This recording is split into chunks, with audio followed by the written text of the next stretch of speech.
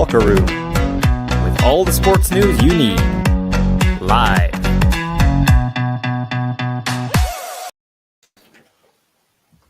Well, hello, very good evening to you, and welcome to the Locker Room.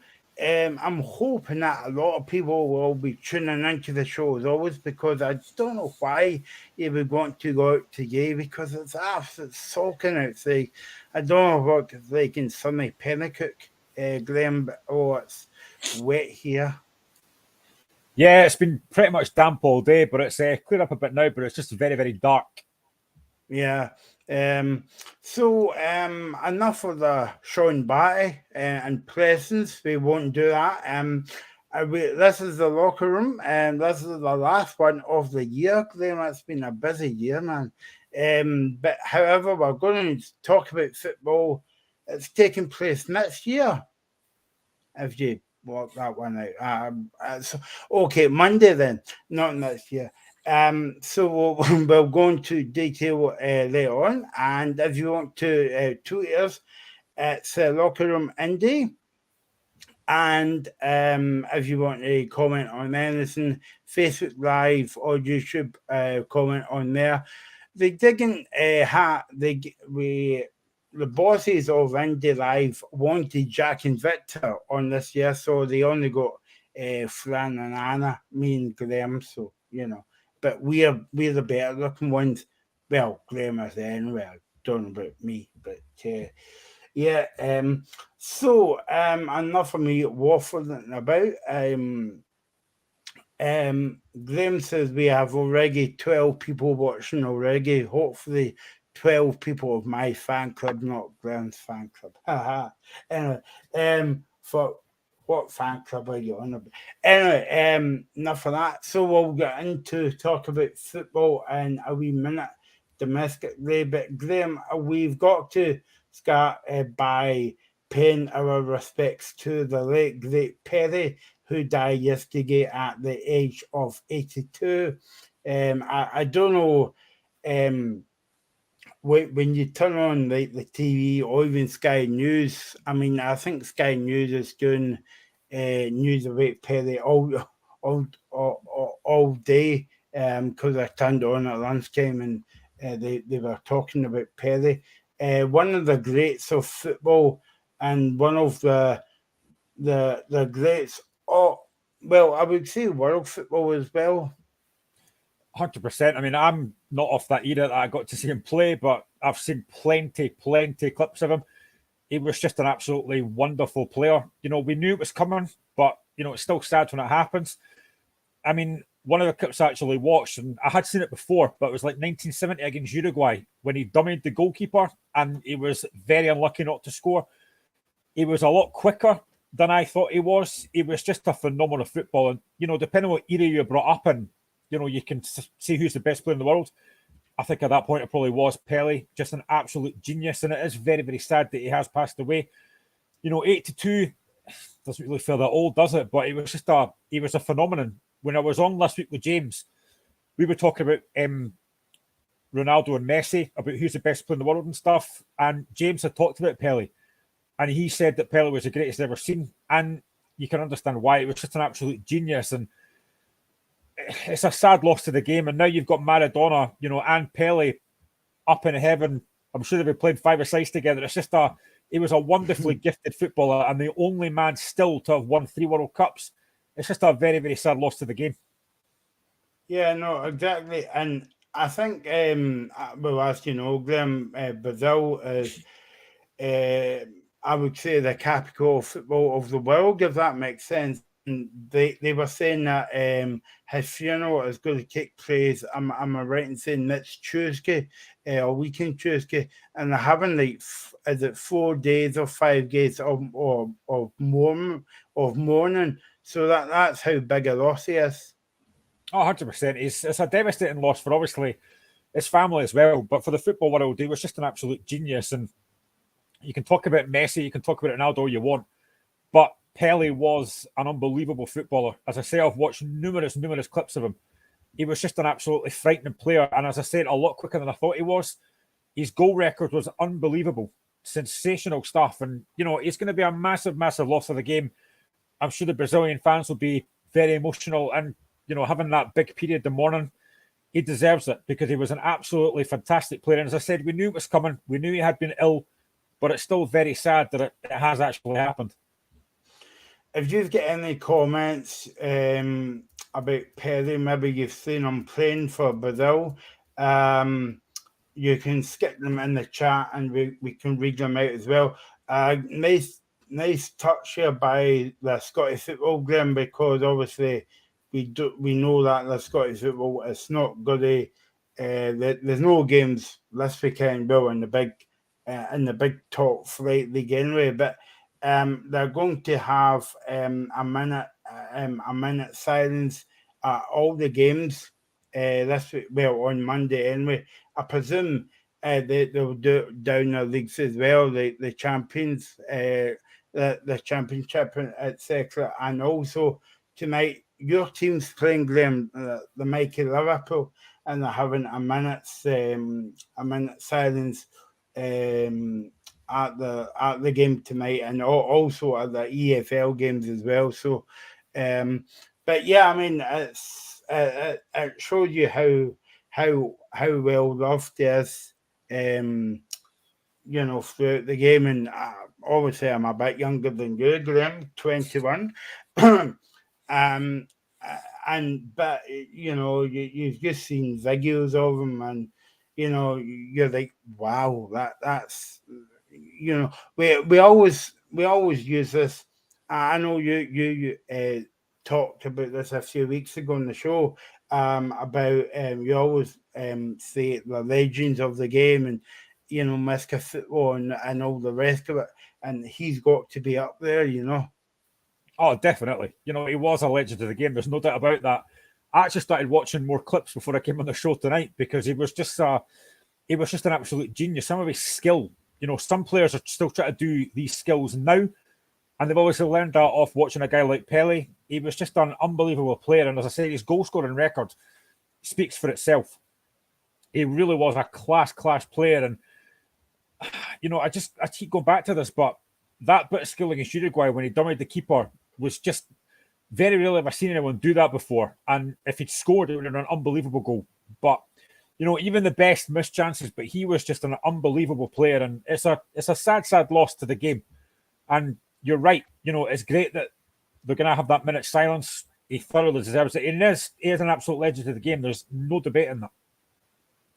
Yeah, and also I know, like, we get carried away as like football fans and journalists and all that, but like it's just a game, and when you hear this news, it's like football and sport becomes second nature, because as we always talk about, like, Perry's got a family, a wife, or I don't know how many kids he's got or whatever, but it's still a shame. It is. I mean, there is football rivalry. You see that all the time. But if you look at, like, when Walter Smith died and Tommy Burns died, these rivalries are put aside. It doesn't matter who you support. You come together, and that happens quite a lot. And I'm sure that there's a lot of Argentina fans they'll be devastated at the loss of Pele, because he was just an absolute legend of the game. So rivalries get put aside when it comes to this kind of thing, and it's such a sad loss for his family. And as I say, the last couple of days, we knew it was coming. He had been ill for a while. I think it was the other day that I'd seen that he was like, he didn't really have long left. And it's still a massive shame when it happens, even though you know it's coming. But for his family, it's such a huge loss, and we can only think about them at this sad time. Is it not ironic as well how early last year, like, Maradona kind of like passed away as well? So you're thinking about Brazil and Argentina, two big losses to the game, and two excellent football players in their day. There was a picture I saw not that long ago, maybe a few days ago, of like Maradona and Pele, like, playing head tennis and stuff together. Two geniuses of the game together, and I should have been doing that up there as well. Just phenomenal footballers, and it's a sad loss to the game. It really is.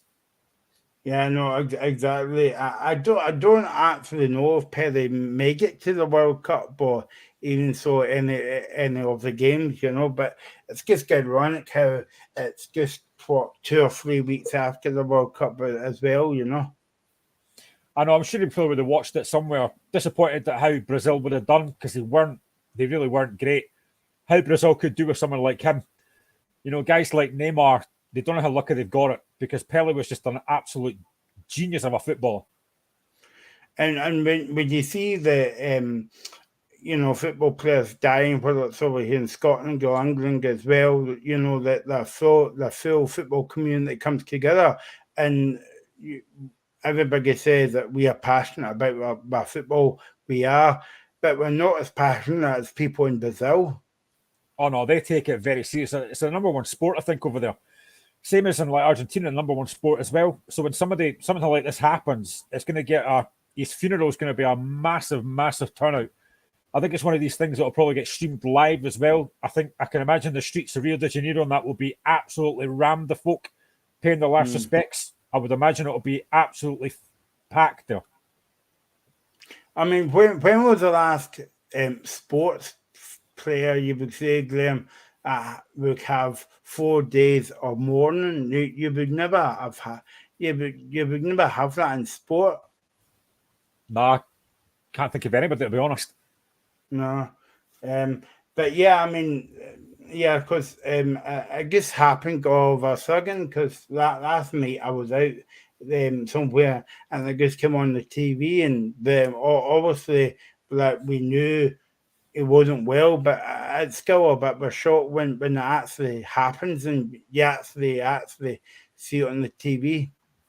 Yeah, I mean, obviously, I don't have a phone just now because mine is broken, so I'm doing everything on my tablet. So I was kind of checking the tablet last night and I saw it, and I thought, oh, as I say, I knew it was coming, but it's still very sad when it happens. And the amount of folk that have paid their respects, like ex-footballers and all that kind of stuff, and it's just a very sad loss, and he will be hugely missed, especially to his family and all the folk in Brazil as well. Especially this time, any time of year, Graham, but especially this time of year when we're actually ending a year and then going into a new year. I know we seem to have lost a lot of legends this year. I mean, we've got to look at Doddy Weir, who passed away not that long ago. So there's a lot of legends of every sport that have passed away, and other things as well. Like Vivian Westwood as well, she passed away as well.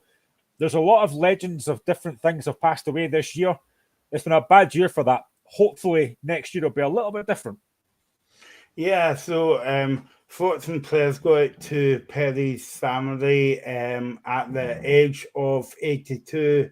A footballing icon, you would say, passed away last night. So before we get to the main business that we are, let's speak about the other business. Yeah, Christmas. I haven't spoke to you since. I was going to say Merry Christmas, but it's well past that now. So happy non-Christmas, if that makes sense. I don't know. It was good, mate. We were at the in-laws for Christmas Day, so there was quite a few of us, and it was good. I wasn't too hungover, thankfully, but then I don't drive, so it doesn't really matter if I was or not. But I'll be out tomorrow for Hogmanay.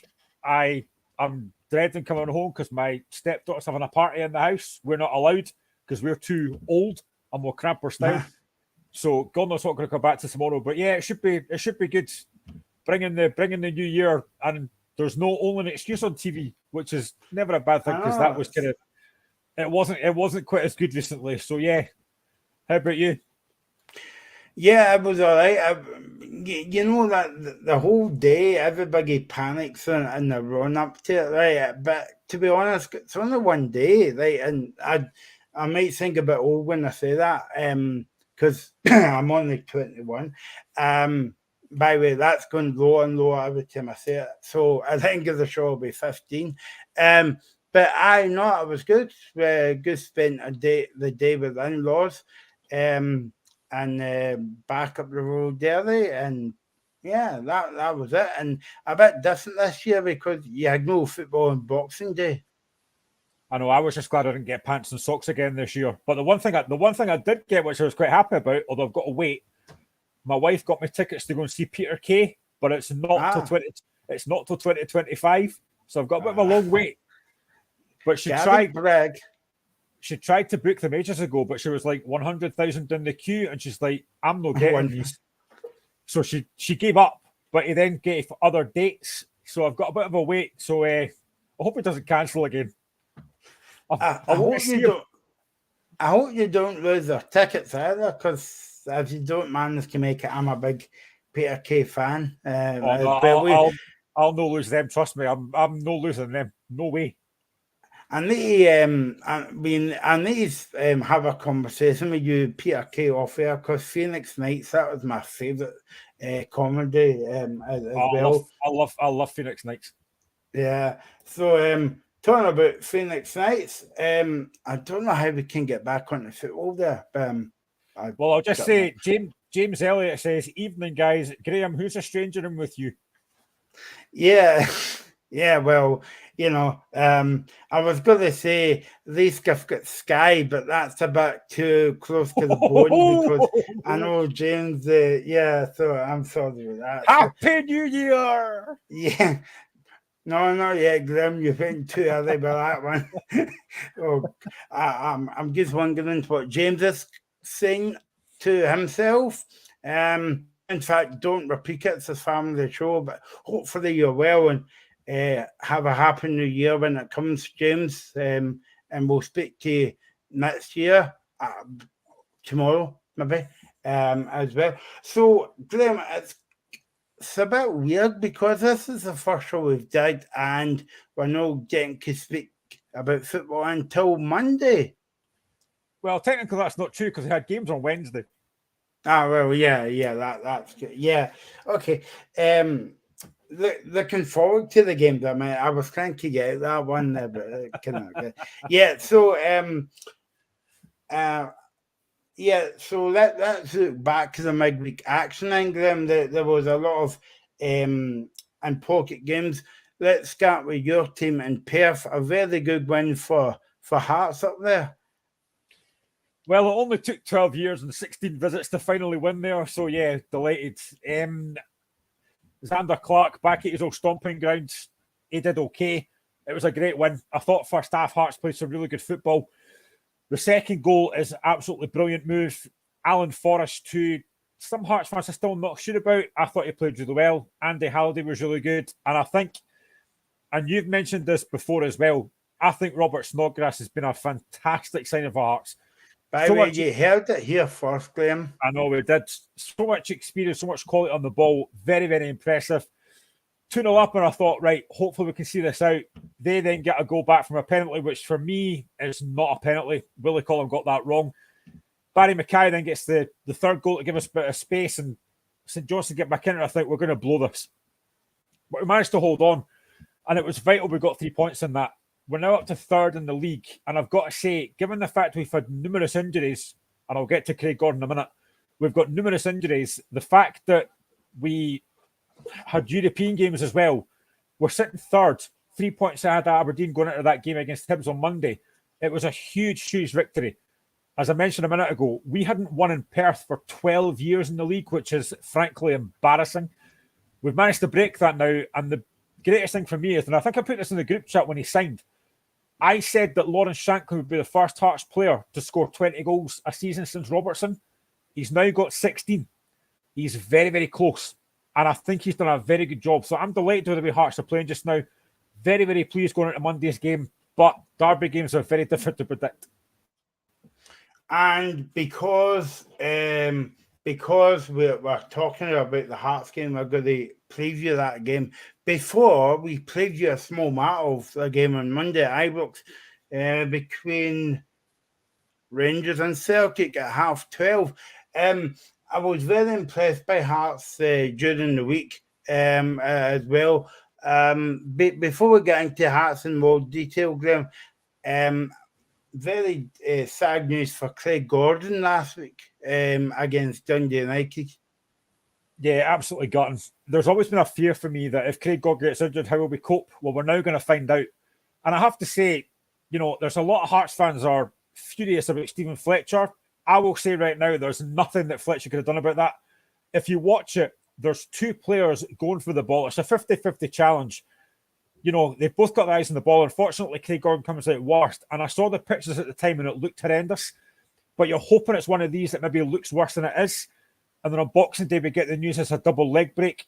horrendous for him and his obviously his family as well. You know, spending Christmas in hospital, I think he had, and he's now out for obviously the whole season. It's a huge blow. You know, he's been a massive player for us. And I genuinely think, and I said this to a couple of Hearts mates as well now, I genuinely think that this could have a bearing on us finishing third, because Craig Gordon is such a brilliant goalkeeper. He makes saves that just look ridiculously hard, look very easy. He will be a huge blow. But it's now a chance for Xander Clark to step up. That's what we signed him for. He's now got to step up. But it's a huge blow for Craig Gordon. He's been phenomenal for not just Hearts, but for Scotland, for Celtic. Everyone he's played for, he's a phenomenal goalkeeper. And at the time, I did think, will he actually get back to playing again? Because he is 39, 40. It's going to be hard for him to get back. But he said himself he wants to get back to playing. So I hope he can get fit. But it's a horrendous injury. And he's going to be hugely missed. A song called Let's Talk Football. I have a funny feeling who that is. Dave Smith. Michael McShane, a good face for football. A good face for football, a good face for regular. Now, I'm sure that you are meant to be at hospitality tonight for the some kind of lower league game tonight. But maybe I'm getting mixed up. Maybe it's not Dave Smith. Maybe it's Dave Reed. I'm not sure. Wait a minute. It's the same person but a different name. Hey, that's a double life. Yeah. So anyway, I don't know how we can come back to Craig Gordon. But yeah, I mean, how many weeks have we spoke on the show, Graham? And we said that Craig Gordon is save Heart for not getting beat there, you know? I go back to the semi-final against Hibs last season. Now, if Ryan Poach's header is against anyone else but Craig Gordon, that's a goal. Craig Gordon is such a phenomenal goalkeeper. And I think for me, I mean, I was brought up in the 80s. So I was brought up with guys like Henry Smith, who was outstanding. We've had Anthony Emmy, and I'm not going to make that a joke about he's not finished. But we've had some great goalkeepers. But for me, I think Craig Gordon is probably the best Hearts keeper I've ever seen. He's just brilliant. I was delighted when Celtic let him go because their loss is definitely our gain. And he's been incredible. He really has. And I've lost count amount of times that he saved us. And I think he probably was the difference last season with us finishing third in the league because he's just brilliant. He will be a huge loss. But as James mentioned in the chat there, he says that Xander Clark is a great deputy. I agree. I think Xander Clark's a very good goalkeeper. And it's ironic that his first full start is against his old club, St Johnstone, on Wednesday night. And he did well. He couldn't do anything about the penalty. And the second goal, it's a good finish. But I think he'll be a really good goalkeeper for us. But I do have this slight doubt in my head that I just think that Craig Gordon being missing is going to be a huge blow for us. Yeah, and I was watching an interview with Robbie Nielsen on Hearts TV to get, and basically Craig, he went up to visit Craig Gordon in the hospital, and Craig Gordon's busy suggesting when he will be back, but for some reason, I hope he will be back, but I don't think it'll be this season, Graham. No, I mean, they've already said they'll be out for the rest of the season, which is a huge blow. But if he can get back, hopefully next season, and there's always that worry that will it be quite as good with this injury? Yeah. But I think, you know, he's such a good goalkeeper that I just think he'll be absolutely fine. And I love the fact that his first thought, I think it was Josh Ginnelly said last week after the United game, his first thought he said when he was on the stretcher was, win this game. That's just Craig Gordon for you. He's a winner. And as I said last week, when I saw the injury, I thought that looks awful, and it does look quite bad. And to have that news on Boxing Day that it was a double leg break, a lot of folk probably couldn't come back from that. I've seen numerous people get injured like that before. So it's a huge blow. But I've got to say that I'm really pleased with what Hearts are doing just now. We're sending a Japanese player. Hopefully he'll be here in January. Yutaro Oda. So he's a Japanese 21-year-old striker, stroke winger. He looks very, very good. I'm surprised he's not signing for Celtic, who signed pretty much half the Japanese team. But yeah, he looks a decent player. So I'm delighted with the way Hearts are just now. And I say that second goal, we're always known as a big physical team.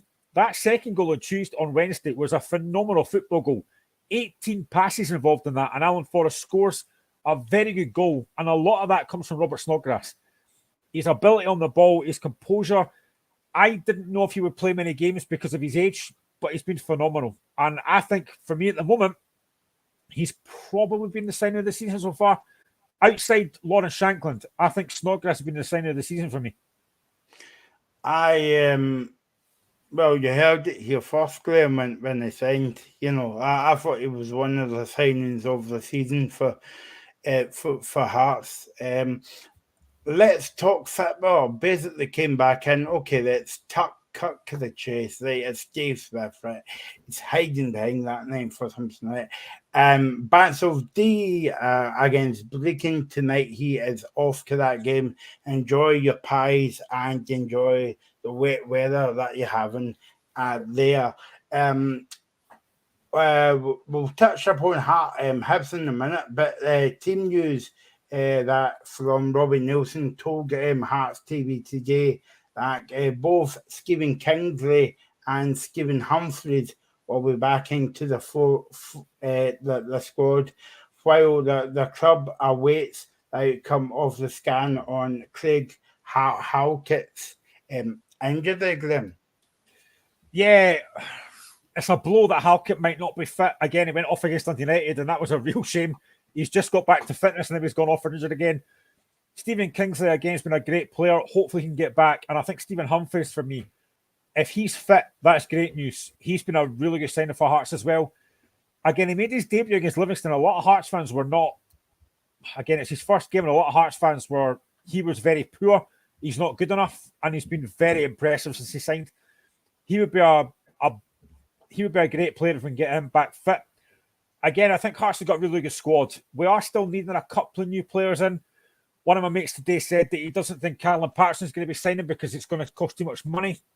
Again, he was at Hearts before. I like Callum Patterson. We need another centre-back for me and another midfielder as well, I think.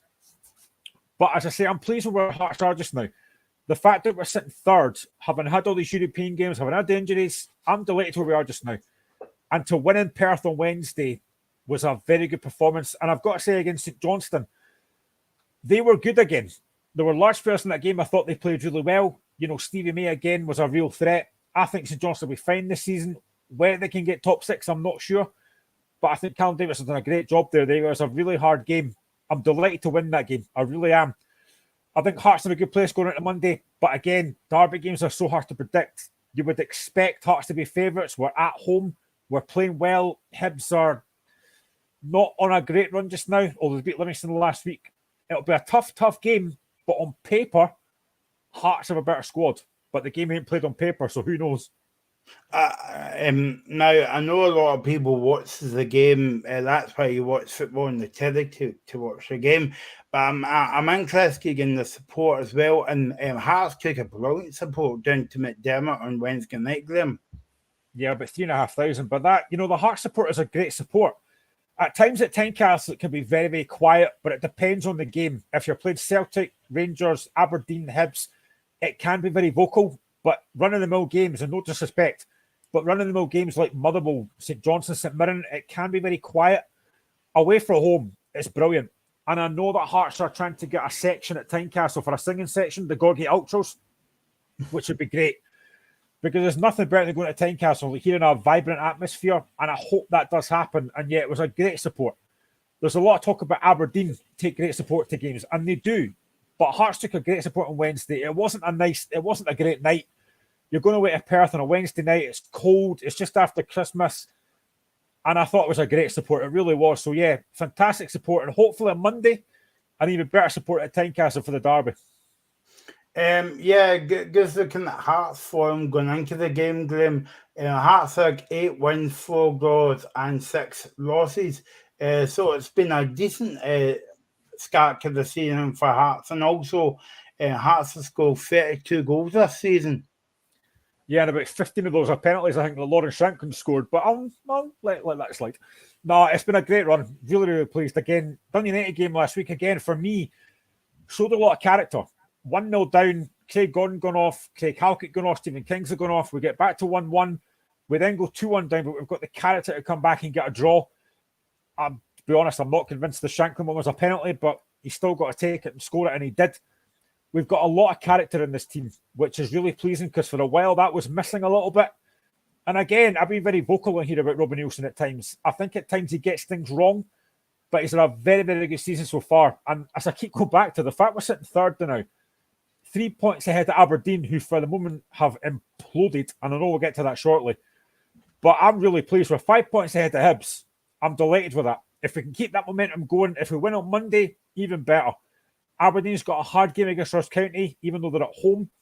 We've got a chance to go further clear, which would be great. But I'm very, very pleased with where the Hearts are just now. And again, that result on Wednesday was huge. If we'd have lost that, if we'd have drawn that, again, a lot of Hearts fans might have been doubting Robbie Neilson.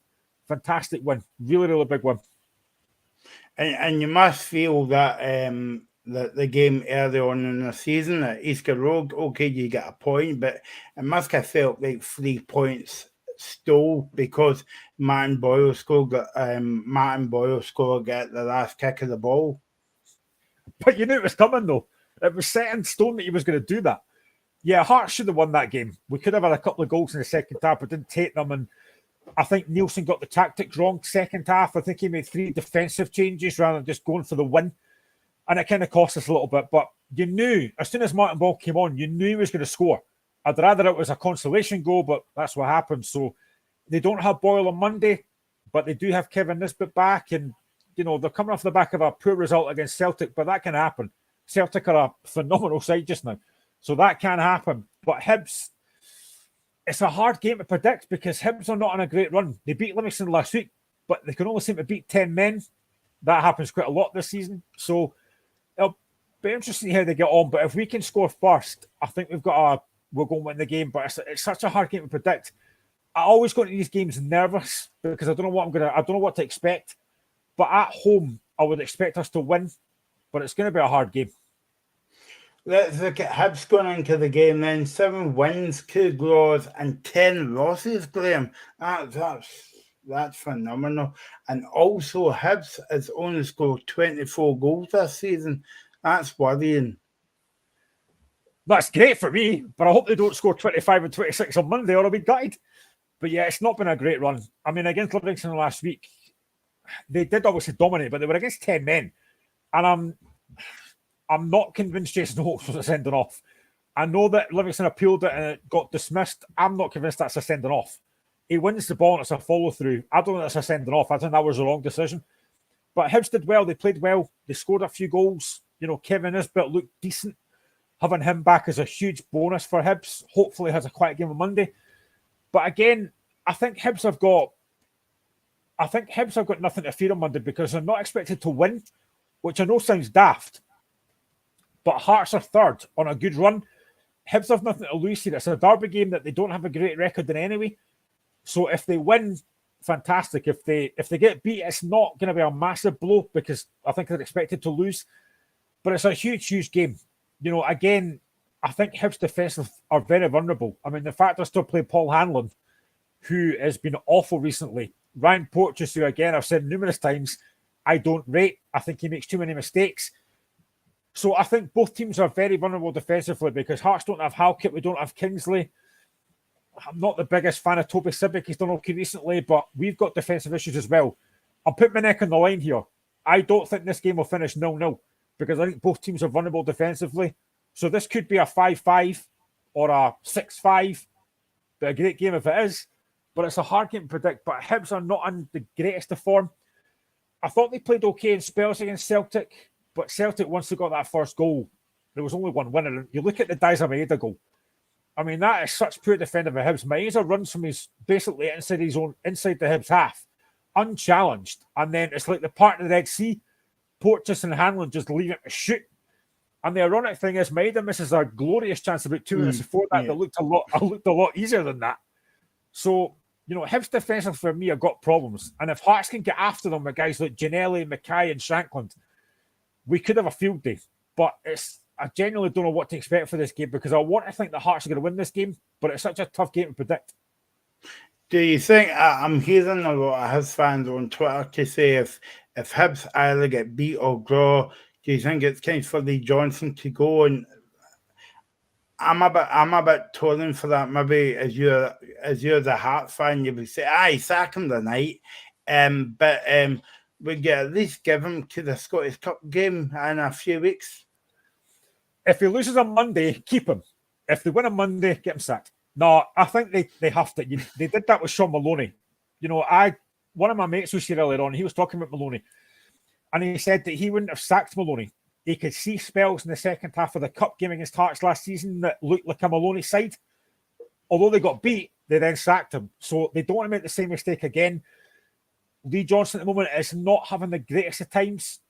I can see at spells Hibs play okay, but they're just so vulnerable defensively. To any ball that comes in the box, they look like they're going to concede.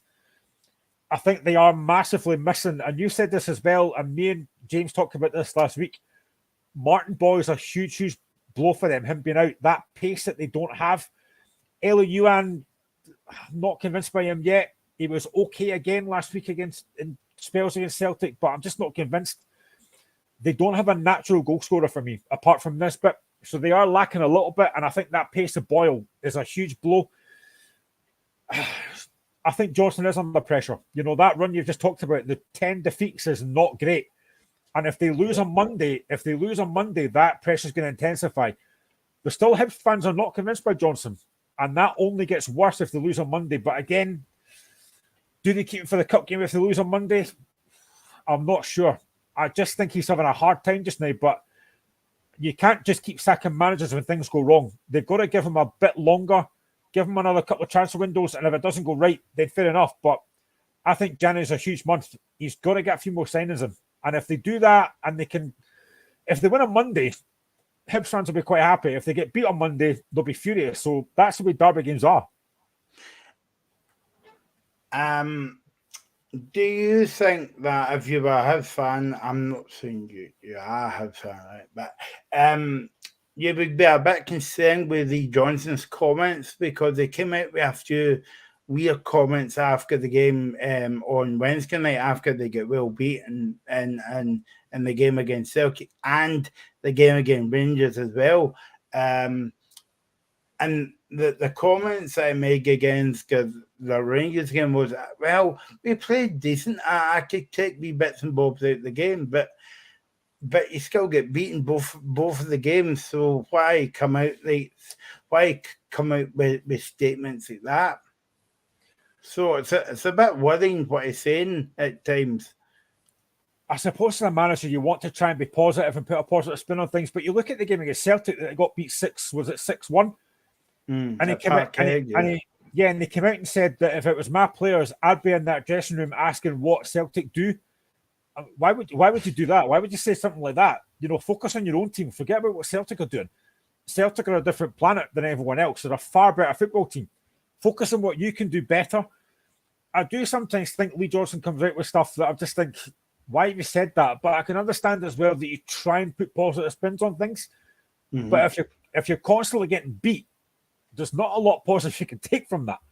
And again on Wednesday night, I thought in spells Hibs were okay, but you lost the game 4-0. So it doesn't matter what you try and put a spin on it. You've been hammered. It doesn't matter what you say. I think you've got to concentrate on what you can do better. I know we'll get to Aberdeen shortly, but I listened to Jim Goodwin after they got beat by Kilmarnock, and he was raging, and rightly so. I think Lee Johnson does come across a bit. I'm never really sure about him. Again, as I said it earlier, a lot of Hibs fans are still not convinced by him. And that's only going to get worse if they lose on Monday and if they lose comfortably on Monday. If they only lose by a goal or two and they play well, you might say, do you know what, fair enough. But if they get hammered on Monday, he will be under massive pressure. Yeah, no, exactly. We speak about this every week. It should be a new feature of the show, me and Graham moaning about Scottish football on TV. But I don't know how you can get that into a jingle, Graham, so I'm not going to do that. But I was thinking to you as well, how disappointing are you from a Hearts point of view and also from a Hibs perspective point of view, because I know you've only got 1.5 pals that's Hibs fans. How disappointed are they in that game not being on TV? Because I feel as though in Scottish football, that's the second biggest game outside the Celtic and Rangers game. Would you, well, maybe you would disagree with me then. Maybe you would say the Edinburgh Derby's first and the Glasgow Derby second. But how disappointed are you? The Hearts and Hibs game not been on TV again. I think disappointment's an understatement. I'm raging about it. I can try and watch it on a stream, but that's not the point. I mean, for a number of years, Celtic Rangers Hearts Hibs game were always on TV. That suddenly stopped. You would never ever get Celtic Rangers not on TV because I'm not going to lie, they're the biggest pool. Obviously, the Old Firm games are a massive pool, but to not see the Hearts Hibs game again on TV is massive disappointing. I'll have to try and find somewhere to watch it. I've got a Fire Stick I can try and watch it on, but yeah, it's a massive disappointment that it's not on TV. It's a sellout at Tynecastle, I think. There's a lot of folk won't be able to see it unless you can try and find a stream somewhere, but it's a huge, huge blow. And as I say, you would never have this for Celtic Rangers. That would never not be shown on TV. So it's a massive blow for me and a lot of other Hearts and Hibs fans that might not be able to watch it. And I think the TV have missed an absolute trick by this. And I'm not going to say that a lot of Hearts Hibs games have been great because they've not been, but it's still a huge game. It is a massive game. And yeah, it is the second biggest game for me. Celtic Rangers will always have that pool because it's a huge game. But yeah, Hearts Hibs for me is the second biggest game without a debate. And what you say, Kate, I said that they'll show the last Hibs and Hearts game if Hibs make top 6 of the season. They'll show that game on the telly because it's the last game of the season. But why not cover the other 3 games? Well, they covered, what was it, the first game at Easter Road, and that was it, you know. It seems like they're only doing the games at Easter Road. I don't know why, because Robert Nielsen doesn't have a good record there. But I mean, I would love to be able to watch the game, obviously, on normal TV, but obviously I can't do that. So it is a massive, massive blow. But I'll manage to watch it somehow, somewhere. I'll figure that out later. But yeah, I'm disappointed it's not on TV, but it's not the first time that's happened. And I would hope the TV companies would realise that it is a big, big game. You know, it's not just about Celtic Rangers. There is other games on as well. And Hearts Hibs game is a big, big game. Yes, they're not always great quality, but it's still a huge game. Yeah, because, I mean, did we not do a show last year, Graham, when it was 0-0 at Easter Road? Remember that game? And in fact, there was quite a few games that ended up 0-0, but that one in particular, 0-0 at Easter Road, that was quite a good game, that. It was. There was plenty of controversy, plenty of incidents that thankfully VR wasn't in for. But yeah, I mean, the Hearts Hibs games for me and a lot of other Hearts and Hibs fans, they are the biggest game. They're the ones that when you get the fixture list out, that's the one you always look for is when's the Derby games. That's the one you always look for. And as a fan growing up, I used to love the New Year's Day games. We've never had the New Year's Day games for a long, long time, but they were massively big games. You know, you would go out to Hogmanay and you would have that hangover of going to the New Year's Day game the next day, and it was great. We don't have that now because it's 2nd of January, but they're still huge games. New Year's games, you know, Celtic and Rangers fans will feel the same way. New Year's games are brilliant. They really are. And I mean, same with Dundee and Dundee United. I'm sure they only had one game, and that was at Tannadice as well. So, you know, I'm pretty sure like years ago, you had like all the derbies on the same day. You would have the New Year's Day, Hearts, Hibs, Celtic, Rangers, Dundee United. You know, it was brilliant. I would love to see that back again. But have Celtic Rangers at 12, Hearts Hibs at 2, and then Dundee United at 4 or something. That would then show all the games. That would be great. Obviously, Dundee and United have to be in the same league for that to happen. But that would be great to see that. You know, have all 3 games on the same day, on the same channel, just have a big day of it. It would be brilliant. That'll never happen, but that would be what I would do. Yeah, I would watch it as well, only from a Scottish football fan's point of view, but also doing a show because I don't know if we've told people, but we're on Monday after the games, after the Hearts Hibs games. Need to find some way to watch that. And then the Celtic Rangers game, we're on from 7 till 9 on Monday nights. I really hope Hearts don't lose, and this could be an absolute nightmare. Why did I agree to doing this? It was my idea. Why did I agree to that? I should have waited until after. Yeah, it was your idea. Yeah, you should get actually waiting until the Tuesday night and say, yeah, let's get a show to talk about the games. But I know. I didn't think that too through. late.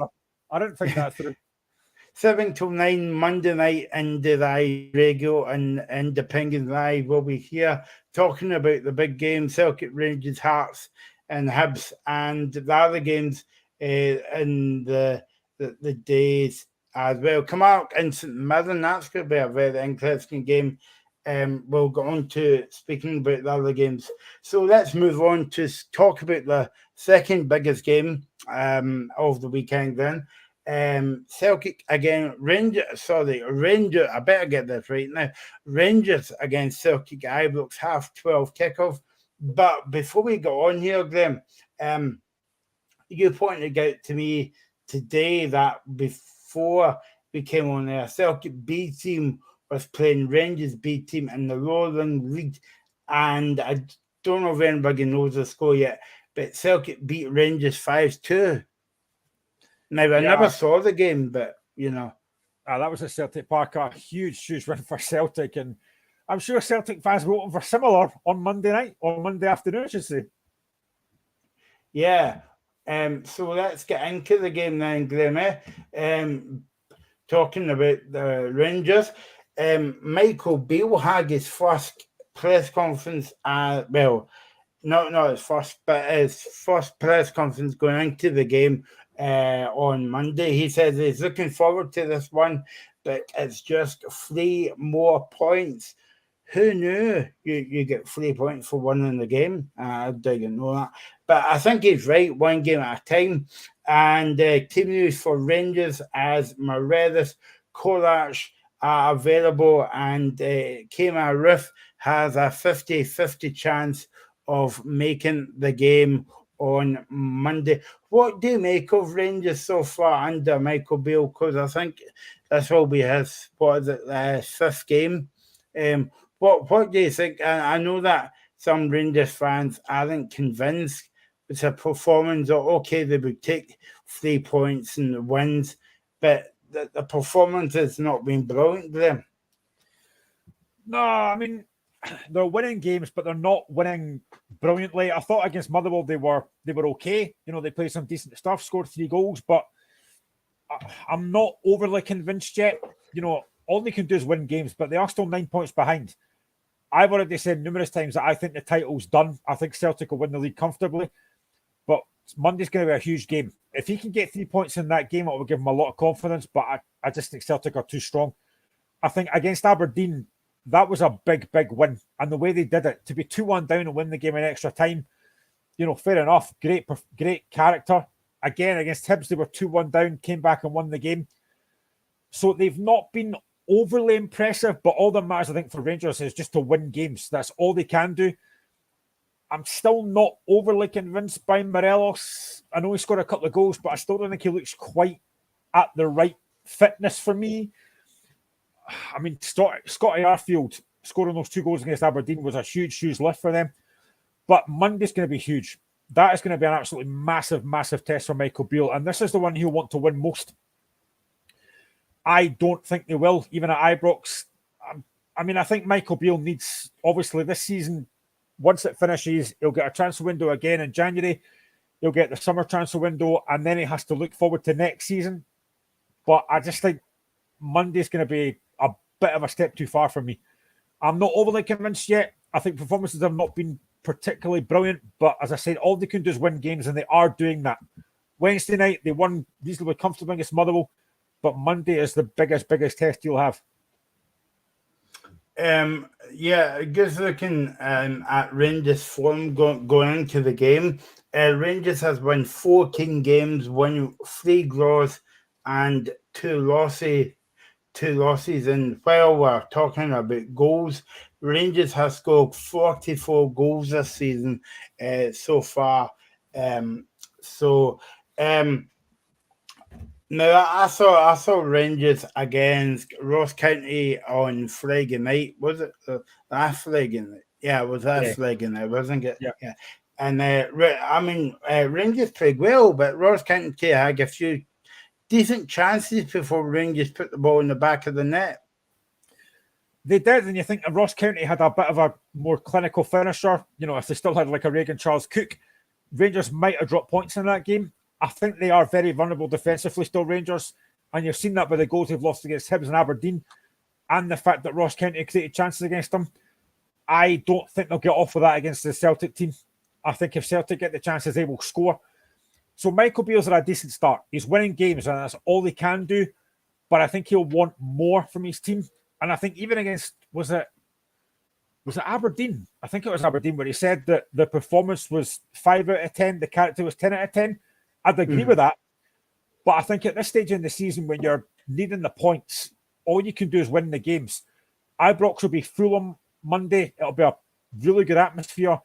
And if Michael Beale can win that game, the Rangers fans will be right on his side. But if they get beat, and again, a bit like Hibs, if they get beat comfortably by Celtic, I think a lot of Rangers fans will start asking questions. It might be slightly unfair, but again, I think Michael Beale was an appointment that was met with a bit of a underwhelming thing by Rangers fans. Again, I think I mentioned this to maybe Dave or James last week or the week before. I'm not sure why Michael Beale is so highly thought of. He might be a good coach, but good coaches don't make great managers. So this is still a big appointment for me. I think they need a bit more experience in there. But again, you're seeing maybe players like Ryan Kent, who maybe didn't perform under G. Van Bronckhorst, have started to do better under Michael Beale. So it is very early days, but Monday is such a huge game. If they can get 3 points out of that game, it'll be a massive lift. But I just think the Celtic team are so strong. They're scoring goals. And what I like again about Celtic is the fact that even at 4-0 up against Hibs on Wednesday, they didn't just go, do you know what, the game's done, we'll just sit back and take the 4-0. They tried to score more goals. And that's a worry for Rangers for me, because if Celtic get 3 or 4 up on Monday, I think Celtic will hunt more goals. So it's a big game. Yeah, and it's a worrying if you're a Hearts fan or any other fan, because Postecoglou today believes that the best is yet to come from his team. Well, I mean, if you didn't think that the game on Wednesday night against Hibs is the best to come, the Hearts, Hibs, and all that will be in. I mean, I think I saw Lee Johnson saying today as well that Celtic could easily take 10 off any team. Well, they nearly did it already against Dundee United this season, didn't they? Yeah. But, I mean, this Celtic team are just so strong, and they've obviously added to that now with the signing of the Japanese player Tomoki Iwata, who was the 25-year-old J-League Player of the Year. So another quality signing for Celtic, and they're just getting stronger. And that's a worry. Celtic are getting stronger. They're, this guy can play midfield or in defence as well, so they've got plenty of options as well. And the fact that obviously Callum McGregor's back in the side now, they've just got so many options, and they're so good going forward. Again, they could have scored more on Wednesday night against Hibs if they'd wanted to. Maeda misses a couple of glorious chances. So Celtic are just very, very strong. And again, Monday night, if Celtic score first and score early, I would fear for Rangers, because this Celtic side, as he said numerous times before, Postecoglou, we don't stop, and they're showing that. I just think Celtic they don't have many weaknesses in the team, and that's got to be a concern for everybody in Scotland. And I've said this as well. I think I mentioned to James last week. It's been 37 years since anyone other than Celtic Rangers won the league. I don't see that ever changing in my lifetime. And Celtic will just get stronger. Rangers, should I think, will get stronger as well. This Celtic team are so good going forward. And you've got guys like Jota, you've got Maeda, you've got Kyogo, you've got Matt O'Reilly. You've got so many options going forward that is such a frightening prospect for anybody. And I think, you look at Celtic's Champions League campaign. Yes, it was disappointing. But as I said on the shows as well, in a lot of those games, Celtic played some really good stuff. They just couldn't take their chances. But in the Scottish League, it doesn't make a difference, because if Celtic don't take their chances, they will eventually score. As you saw against Aberdeen, Callum McGregor scores that great goal, and they grind out wins. But that win on Wednesday night, they were very, very impressive against Hibs. And I worry for Rangers, I really do. Because if Celtic get ahead of steam up, I think they could score quite a few. I really do. I know the game's not playing in paper, but listen to this, Graham. Celtic 18 wins, no draws, 1 loss, and 61 goals this season Celtic scored. So, you know, who, if Edinburgh is not feeling Celtic well, then I don't know. I don't know what planet they're on, because, and then sometimes against, what was it, Livingston the other week, didn't play brilliant football, but still won the game. So then they still know how to win games as well. Yeah, and I think as well, Postecoglou, that's probably the first time I've heard him not overly happy with the team's performance against Livingston. He wasn't, he's normally very kind of calm and calculated. I thought he wasn't happy with the performance, and they still won the game. And that shows, again, a really good manager, because you're demanding more from your team. He knows that he can get more out of that team, and he has done. So I think that's, again, a worry. The fact that even though they won, the manager still demands more. And I think Monday's going to be a huge, huge game. Again, if Celtic win that, 12 points clear, just give Celtic the trophy, because there's no way anyone's catching them. Rangers will not catch them.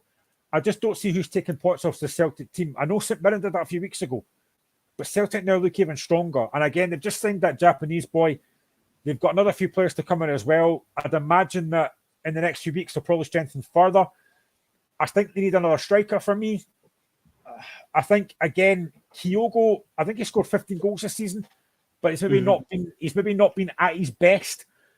So Celtic just looks so strong. And Monday's going to be huge. If Celtic come out of Ibrox with a comfortable victory, or even just a win, but a comfortable victory, I would be saying title done. It's over for me anyway, but I think title's done if they win on Monday.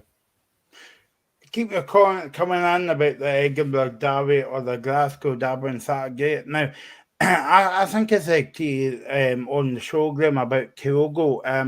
I don't think Kyogo's the same player that he was, but I'm still convinced that injury that he picked up against St Johnstone, was it last? I think it was 2 seasons ago in Boxing Day. Remember, he got injured, and I can't remember who came on and replaced him.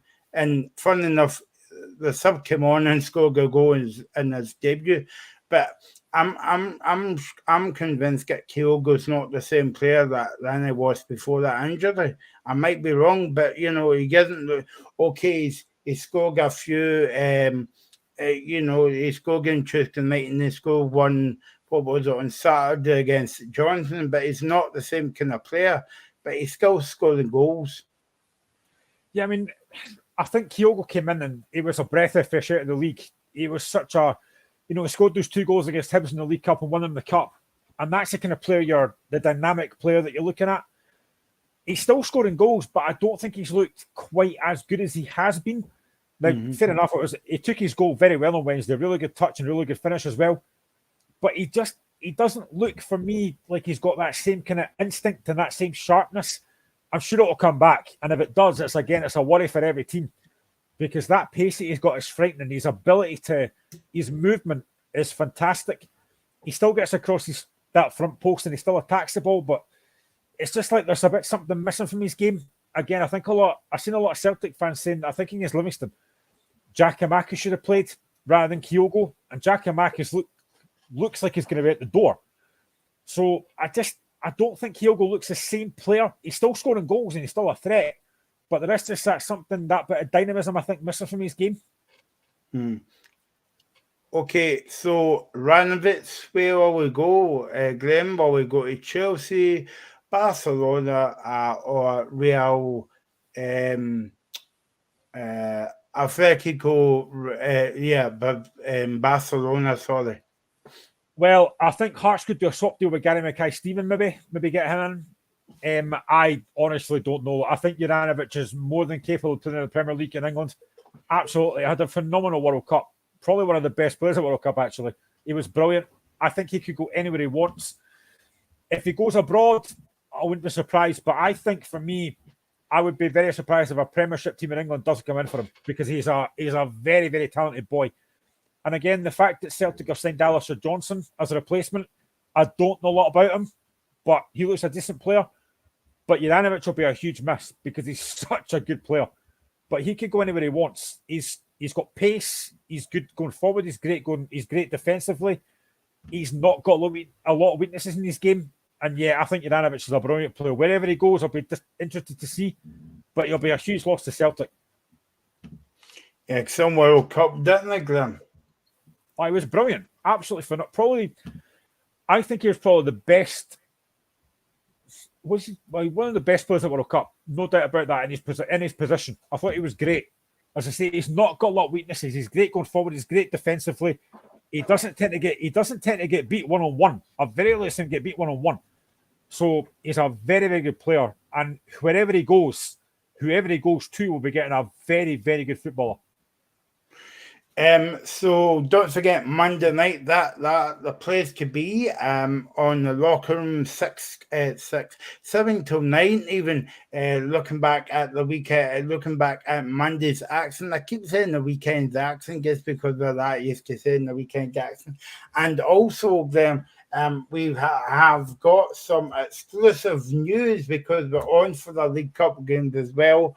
Celtic against Kilmarnock and Rangers against Aberdeen. Watch out for the locker room Twitter for more details. But the show times will be Celtic Kilmarnock on the Saturday at 7:30 and Rangers against Aberdeen on the Sunday, and that's at 5 o'clock. So tell your pals, tell your family, tell whoever, and be here and make us the number one sports show on Indie Live Radio and Independence Live. Okay, Graham, let's move on to talk about the rest of the games then. It's been a while since we've actually spoke about the rest of the games, but also taking second place over the big two games on Monday.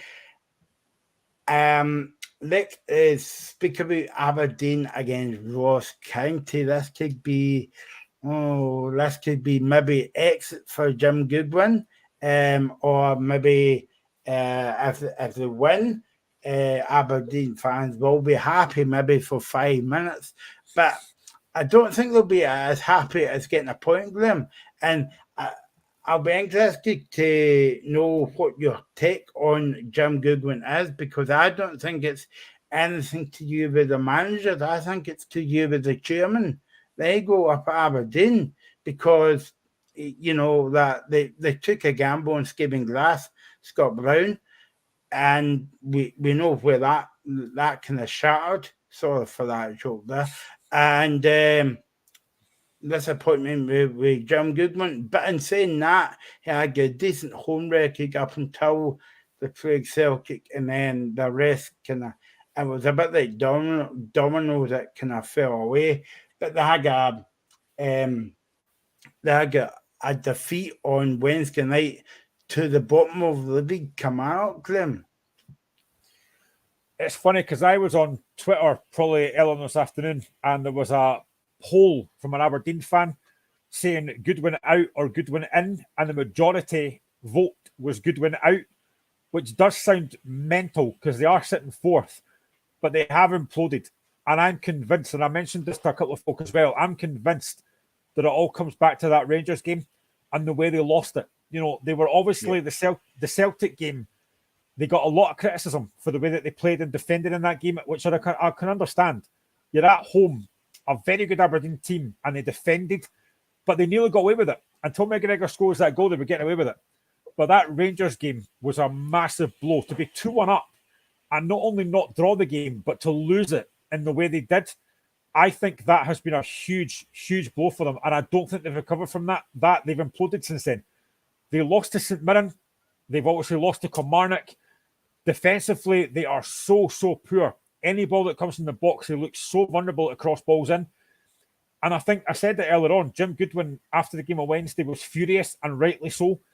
They have just gone backwards. And the fact that Hearts have now overtaken them in third place, given the injuries that Hearts have had in the European games, is crazy. But they have imploded. And I think, for that poll to be the majority of Goodwin out just shows the feeling amongst Aberdeen fans they're not happy. I understand that.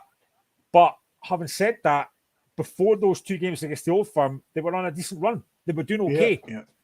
But I genuinely, I keep going back to this. I genuinely think that Rangers game has had a huge effect on the way that they lost it. So, Kilmarnock game, they deserved to get beat. They were very, very poor. Kilmarnock were very good. And I've said before, I'm not convinced by Kilmarnock. I don't think they're a great football side. We beat them 3-1 last week and should have won by more. But they were very good on Wednesday. They deserved to win. St Mirren, again, Aberdeen took the lead in that game. But again, defensively, they are so, so poor. And I think Jim Goodwin's got a hard game on Monday. Ross County will go there. And I think Ross County will be difficult to beat.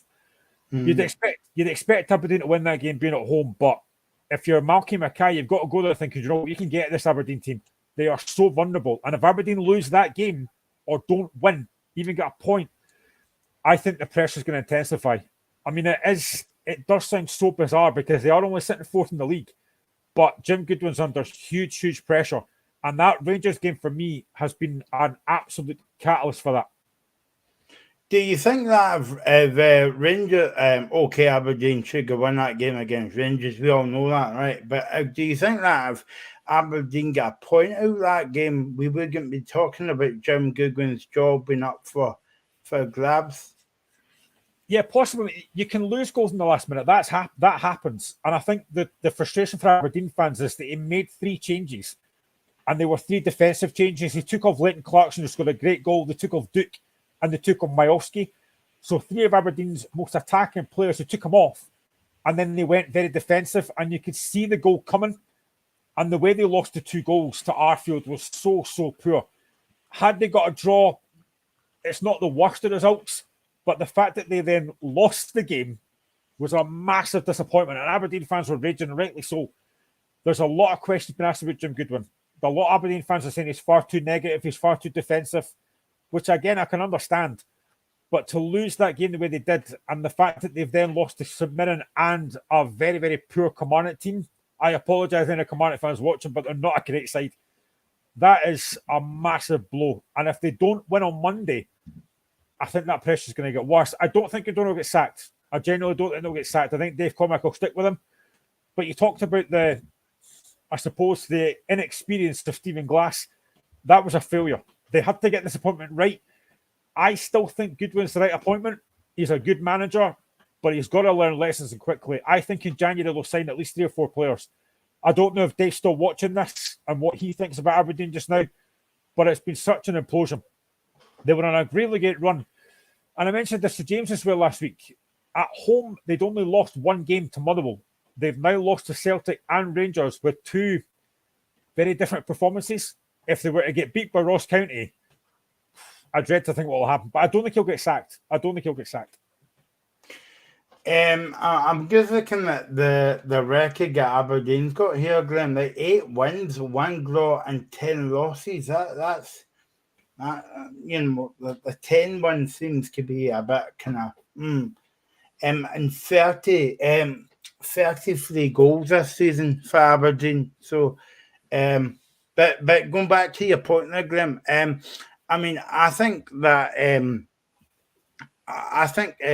was an experiment because I saw a lot of kind of Aberdeen fans saying that this is a step up from St Mirren, like Jim Goodwin to from St Mirren to Aberdeen and all that. And I mean, Stephen Glass, I mean, people were saying, well, it's because he was Dave Cormack's best pal and all that, but I think you would have to look at upstairs and ask questions instead of because I mean they're putting them in that kind of job.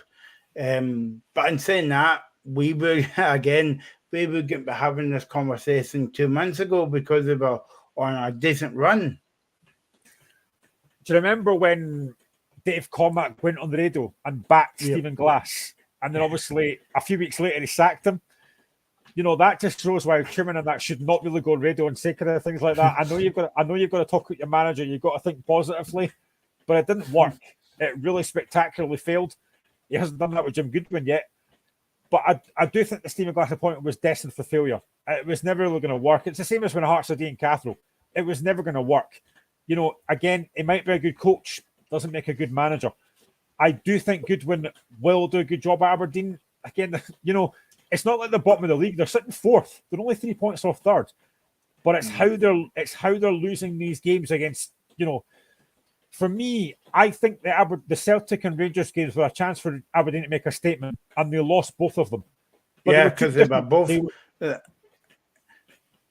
They were two different performances. The Celtic game, they were awful. They were very defensive. The Rangers game, they were better, but then they lose the game in that way. Losing 2 goals in the last 2 minutes was so poor. And I just don't think they've recovered from that. They just look very vulnerable. They get the opening goal against St Mirren, and you think, right, can they build on that? And then they get beat 3-1. You're then thinking, right, can they go to Kilmarnock and win? And again, they get beat. These things happen, though. You go on poor runs and you think, we can't get out of this. I think at home against Ross County, you've got to think they'll get a win there. And I think if I'm an Aberdeen fan, I don't care about performance. I just want to win. I want to get 3 points. And that's what Goodwin will be saying as well. Just win the game. If you don't win that, then you've got a problem. Because they've got a massive game against Rangers coming up in the League Cup. They've got to... I think Aberdeen need to win something this season. I do. I think they need to win something. But that cup game is going to be huge. They'll have that in the back of their mind, what happened against Rangers last week. I just think this game on Monday is going to be huge for Jim Goodwin. If they don't get 3 points in that game, I think a lot of Aberdeen fans will be saying, right, Goodwin's got to go, which is very, very harsh. Of all my years watching Scottish football,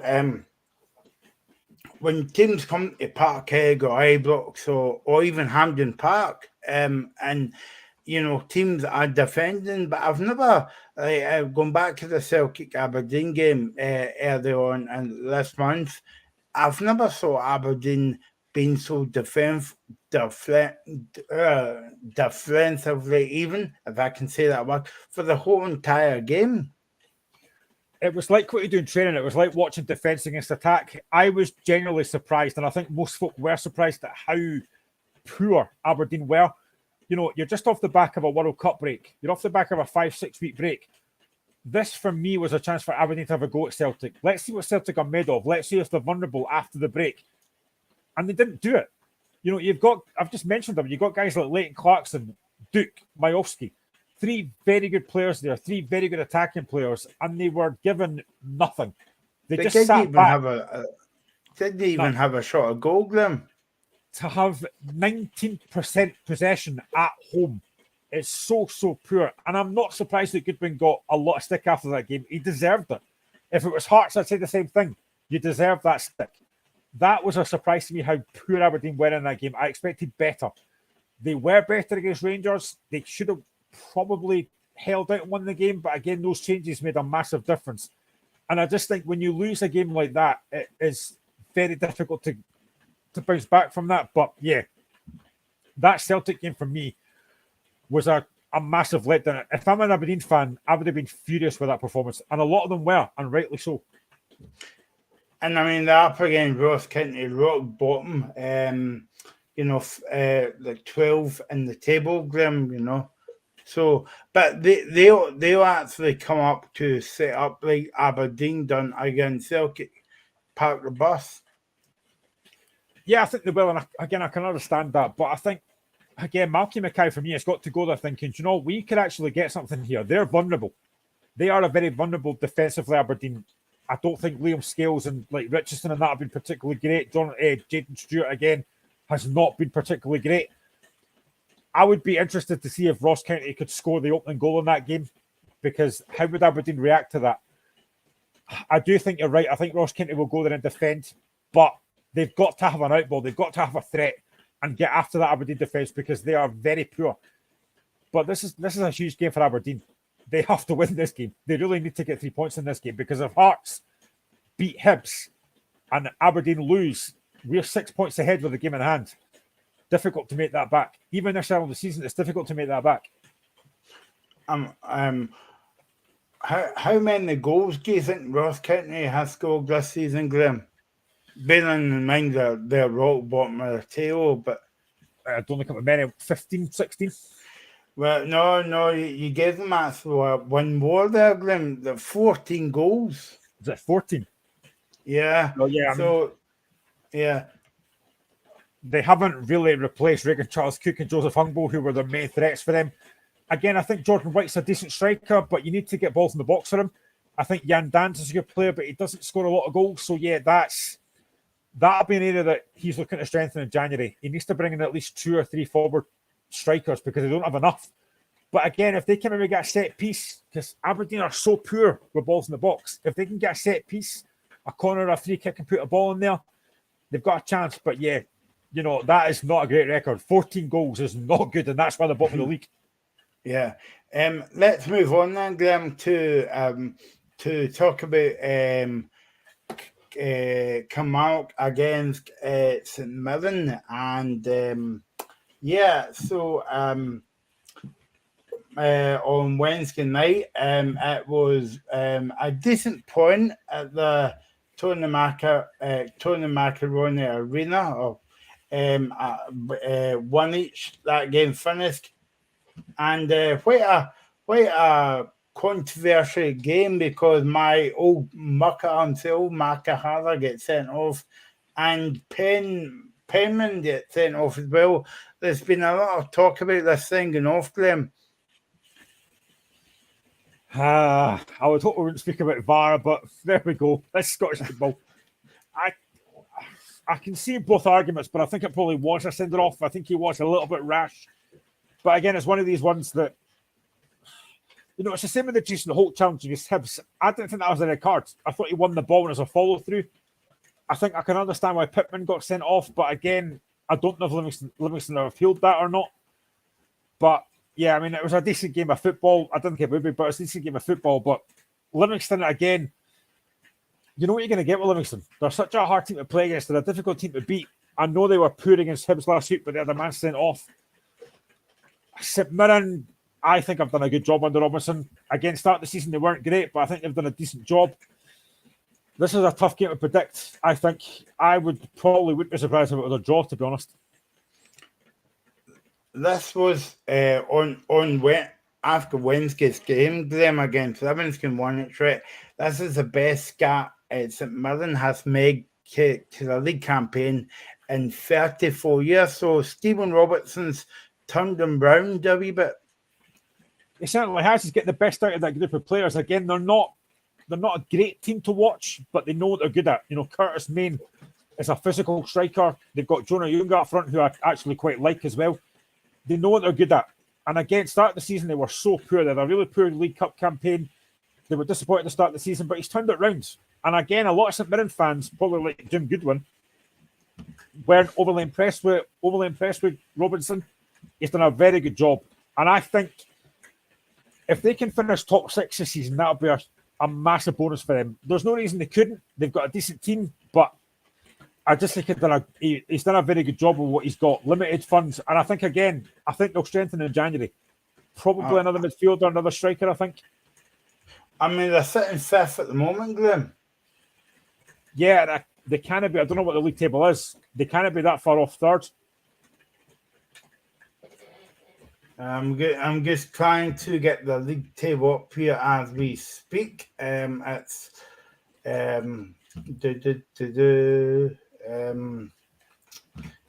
So because I remember saying when he went in there, it's going to be a big job in his hands, but he's actually turned it around. So St Mirren is lying 5th at the moment, and they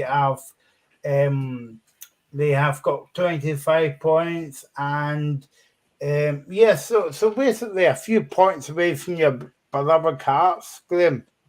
Yeah, and I think and they can overtake Aberdeen as well, actually. Yeah, and I'm sure we play St Mirren for a game in hand. If it's not next week, it's the week after. So that'll be a hard game. I think Robertson's a very good manager. Again, a lot of St Mirren fans, as I say, were unconvinced, but he's done a great job. And if they can get top 6, that'll be a really big bonus for them this season.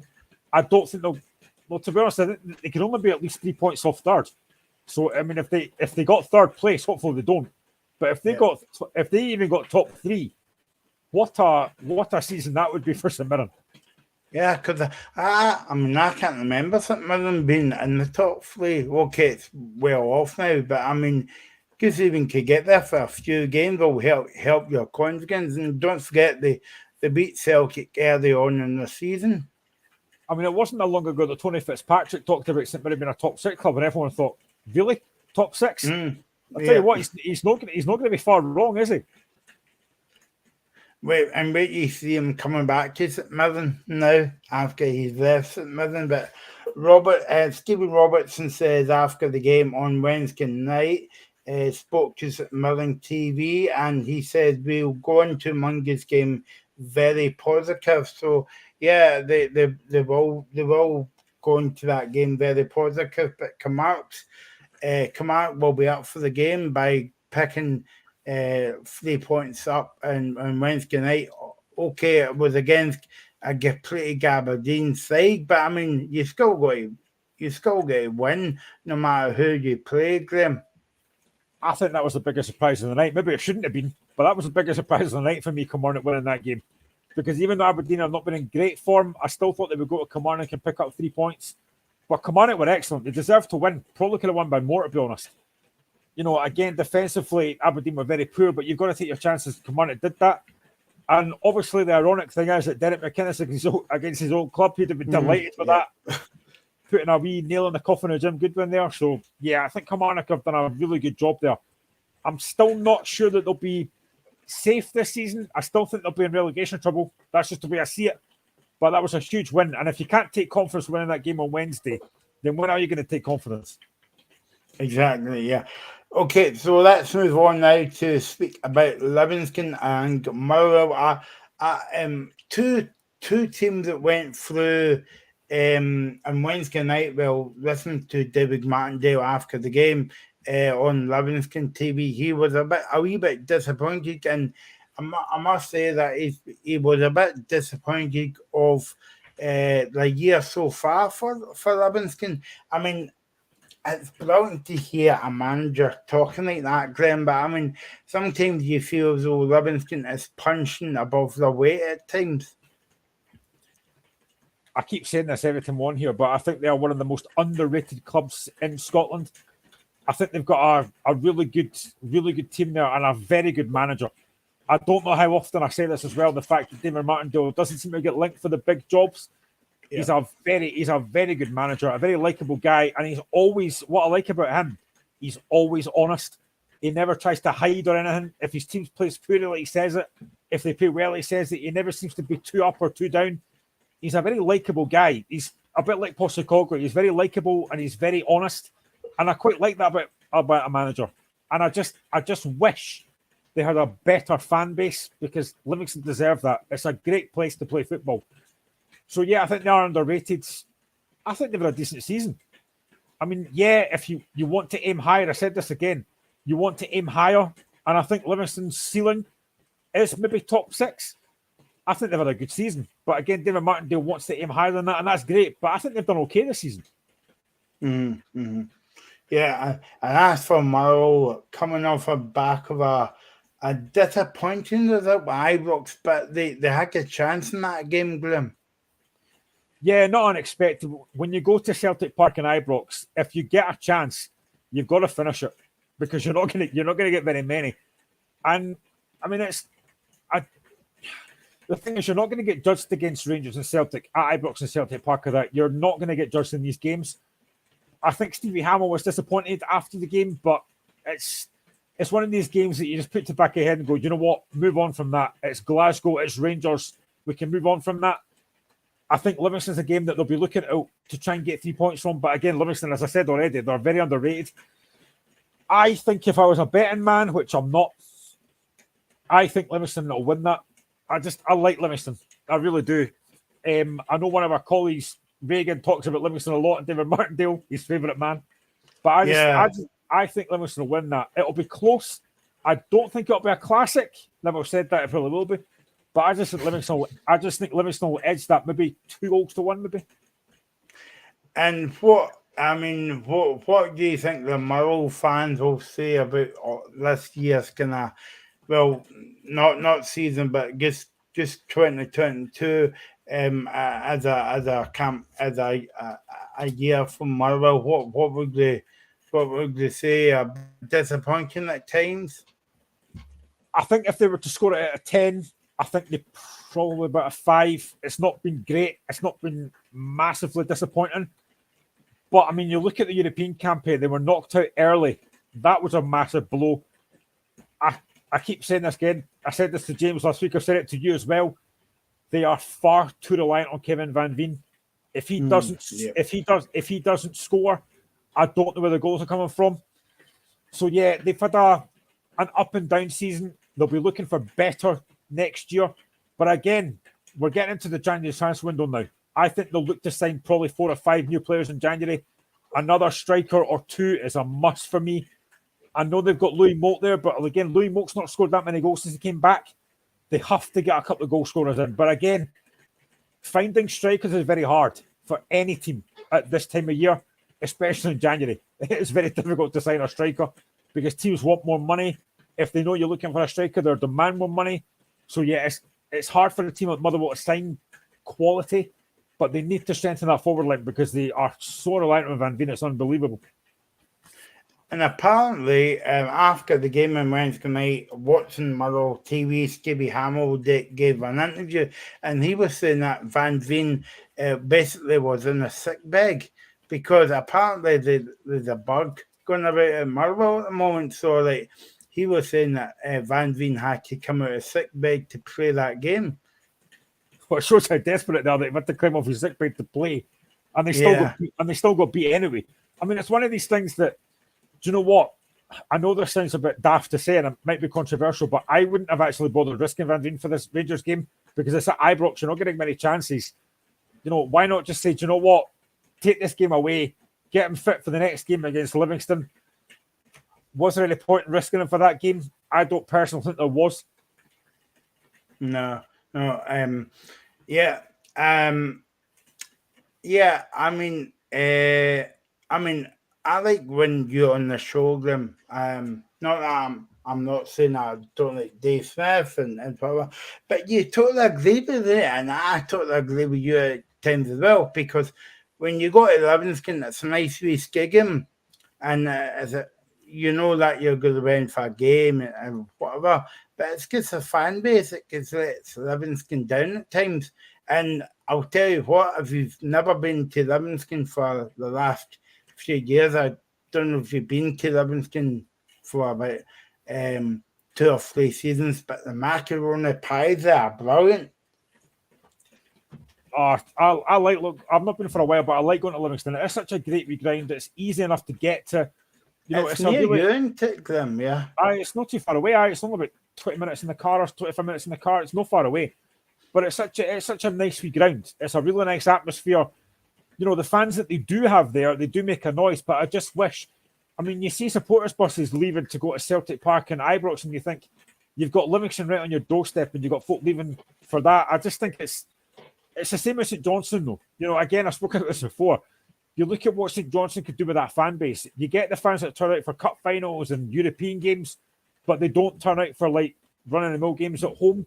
That's such a poor turnout for St Johnstone fans. I actually wouldn't be surprised if Hearts had more fans at Livingston on St Johnstone than St Johnstone fans did at home, and that should never happen. You should never have more away fans at your ground than you do home fans. Yeah. I mean, again, I don't know what's happening tonight, but I totally agree with you as well, because like when Livingston play, I don't know. Well, you see it more when Hearts or Hibs or Celtic or Rangers. It's more like a home game to them than it is to Livingston. I remember when we had the George Burley era, which was disappointing to say the least because he got sacked. But we went to Livingston 1-4-1, and we pretty much had 3 sides of that ground. Mm-hmm. Hearts fans had a great crowd there. And it's the same when Rangers go and Celtic go. They get pretty much like 3 parts of the ground. If I'm a Livingston fan, I'm thinking, wait a minute, why is that happening? Where's all the home fans? It's so disappointing. And I feel sorry for David Martindale, because he must look at that and think, I wish we had a bigger fan base, because it's a great wee ground. I know a lot of folk, and we spoke about this as well, I know a lot of folk don't like the plastic pitches, but Livingston is a great place. It really is. My wife goes shopping there quite a lot, mainly for herself, not for me, but I'll let her off with that. But yeah, it's such a great wee ground. I love going to Tony Macaroni, or the Spaghetti Head as they call it. It's a great wee ground. I think when Livingston played Ross County, it's the lowest attendance of British football ground. Well, probably, yeah, apart from Banks was eating a speaker tonight because Dave's going to that. Sorry, Dave, if you're still watching, mate. Who ate all the pies? No, so yeah. But no, I have a nice wee skiggum. But it's just a pity it's not a full house every week. Yeah, it'd be great if they could get... I mean, I know that, was it this season, Grim, or last season, they gave some tickets away to the local schools and all that, you know, and to encourage people to come to support Livingston. But I mean, but the next week it was just back to the normal way again. I mean, I'll be honest, if I was a Livingston fan and I lived in the local area, I'd be going every week. You know, I would want to go to watch my local team. Now, I know that's a bit kind of contradictory because I've got a local team here in Pennycook that I probably don't go and watch as much as I should. But, you know, if Hearts aren't playing, I'll try and get along to the Pennycook games because it's like down the road from me. But I would just love to see more Livingston fans going because it's a great wee ground. And I just wish they had a bigger attendance. And the fact that they don't have a great ground, they play within their means, they don't spend a lot of money, and the fact that they are still competing at the highest level, I think speaks volumes of them. And it speaks volumes of David Martindale. And I genuinely believe if and when David Martindale goes, I think Livingston will struggle because he's such a great manager. I think there's comparisons to Livingston and St Johnstone, Graham, that we always make about David Martindale, you know, get touted for a bigger job, and Callum Davidson is the same. Now, I mean, St Johnstone, they didn't start well this season, but again, because they seen Nicky Clark, they started to pick up again. And don't forget, they beat Rangers the other week as well. I think that was before the World Cup, 2-1. I think that game was from the Dimmitt Park. And I'm frightened to mention the new film Derby because Dave, if he's watching that, he might get a bit upset because I know I mentioned it before and he'll fling his toys at the pram, so I won't mention the new film Derby. But I'm sure it was called the new film. Can you remember that, Grim? No? Aberdeen United was a new film Derby. Ah, right, okay. Oh, well, so Dave won't be throwing his toys at the pram. I'll be doing it tonight. Yeah, so can we start the show again? No, we can't. St Johnstone against Dundee United, Graham. Okay, maybe it's a tasted derby, I'm not sure. Yeah, I mean, I've got to be honest, St Johnstone, again, I worry for them to start the season. I didn't think they had enough quality. But that's signing Nicky Clark, Ryan McGowan, they've brought in Andy Considine. They've signed very well. And I think it speaks volumes that Jeff Brown didn't react when there was a lot of stuff about, Callum Davidson should be sacked, even though he'd won 2 cups, which again is just bizarre. But I think fair play to him. He stuck with him and he's done a great job, Callum Davidson. Again, on Wednesday night, they played some decent stuff against Hearts, but Hearts managed to win. Dundee United...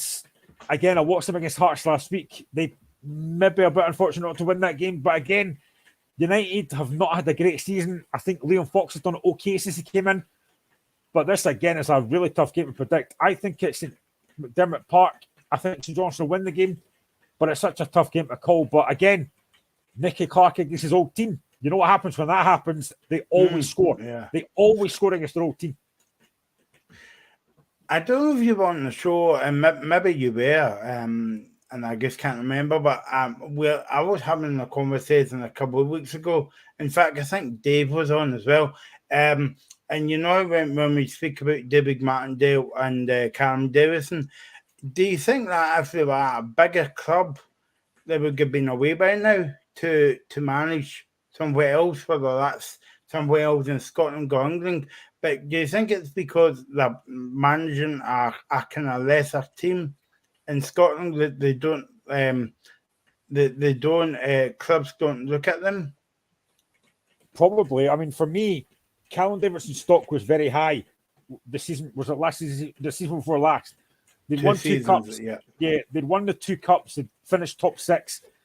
I think that was the time for anybody that wanted a really good manager to go in for Callum Davidson. It didn't happen. And it probably is because it's St Johnstone. I think a lot of folk, again, don't look at the Scottish League and think, oh, I'm not taking the St Johnstone manager. I'm not taking the Livingston manager. And I think it's great for us because we're Scottish football fans. But I think if you're Callum Davidson and David Martindale, you'd probably think, maybe I could go a bit higher. I don't know where. Maybe like English Championship, I don't know. But yeah, it probably is because they're not a fashionable clubs. And again, you've got to look at the fact that they are 2 very well-run clubs. You know, they're never spending out with their means. They're very well run. Again, we'll go back to the fan base again, but they are very well run clubs and they're great managers. You know, they get the best out of what they've got. They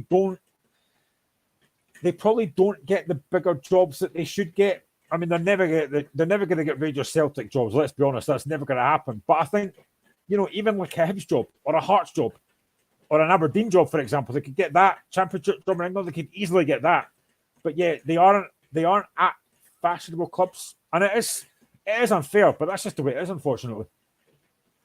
Yeah, no, I get exactly. And as for Dundee United as well, they won on Wednesday night against Ross County. I was saying to you about the fan base. They had a brilliant fan base at home on Wednesday night. In fact, they had a gig. They not have a tribute before the game to Eddie Thompson, the chairman that died. Was it 2 years ago or something? Yeah, I remember seeing that. Yeah, yeah. So, I mean, Dundee United season. Take out the European game and the 9-0 defeat to Celtic. It's been a very up and down season. Yeah, I mean, it probably all goes back to the Jack Ross thing as well. Again, that was a kind of failure as well, you could say. And that defeat to Celtic was so poor. I mean, yeah, Celtic are a great side, but to lose 9-0 like that was so disappointing. And it was no surprise that he got sacked. And then I was surprised to give the job to Liam Fox. I thought they might have gone with more experience, but they didn't. And I think he's done okay so far. Again, he's brought in Stephen Fletcher. He's brought in Glenn Middleton. I personally think the goalkeeping situation, I'm not sure about. I don't think either goalkeeper is particularly great. But they have looked decent the last 2 games against St Johnstone and Hearts. They have played some decent stuff. Maybe he's getting to turn things around again.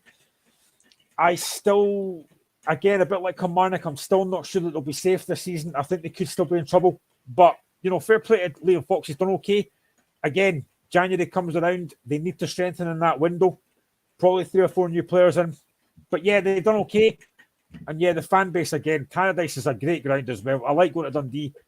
It is rocking at times. It was a big win on Wednesday. They deserve to win 3-0.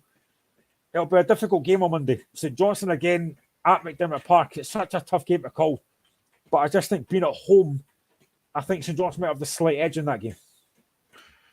Now, I usually, at this part of the show, because this is the last show before the end of the year, I'm going to ask Graham's highlights of the year, but I know what your lowlights will be, VR and Gibson and Scottish football.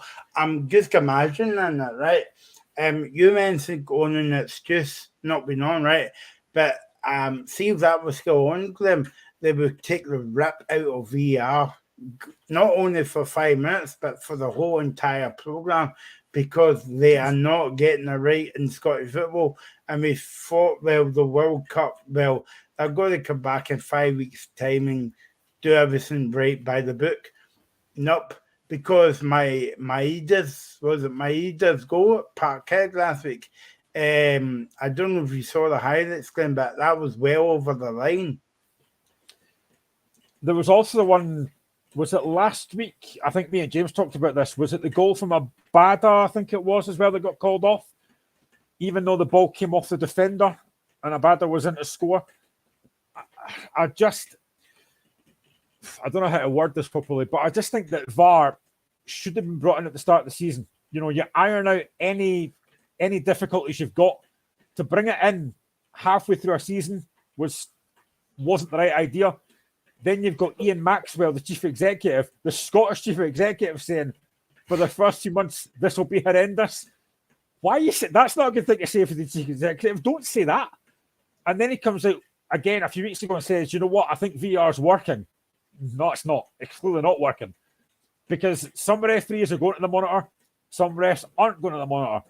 Again, before we went off for the World Cup, I said this as well.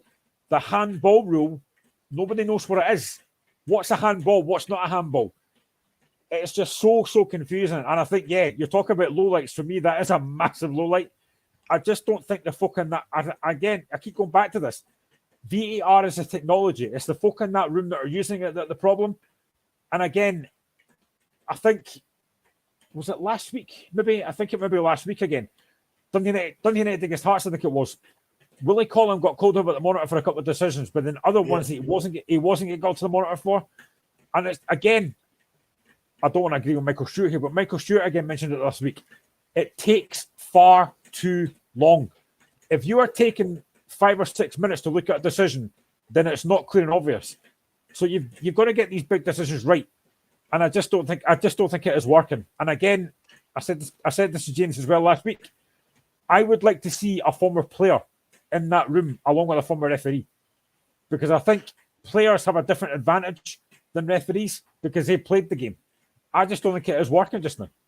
Well, I mean, you saw in the World Cup, Graham. I mean, that took them all of maybe 10 seconds to make a decision. But if it's here in Scotland, they take them 10 hours to make a decision. Well, that whole Craig Gordon incident last week, I mean, it was never a penalty in the first place, but Willie Collum put it to the spot, and then he took at least 5 minutes to make his mind up. That is ridiculous. That should not take that long to see that.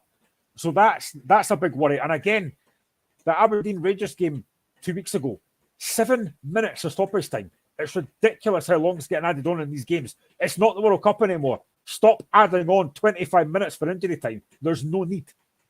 Do you think that, my personal opinion, right, but do you think that the ref likes the power?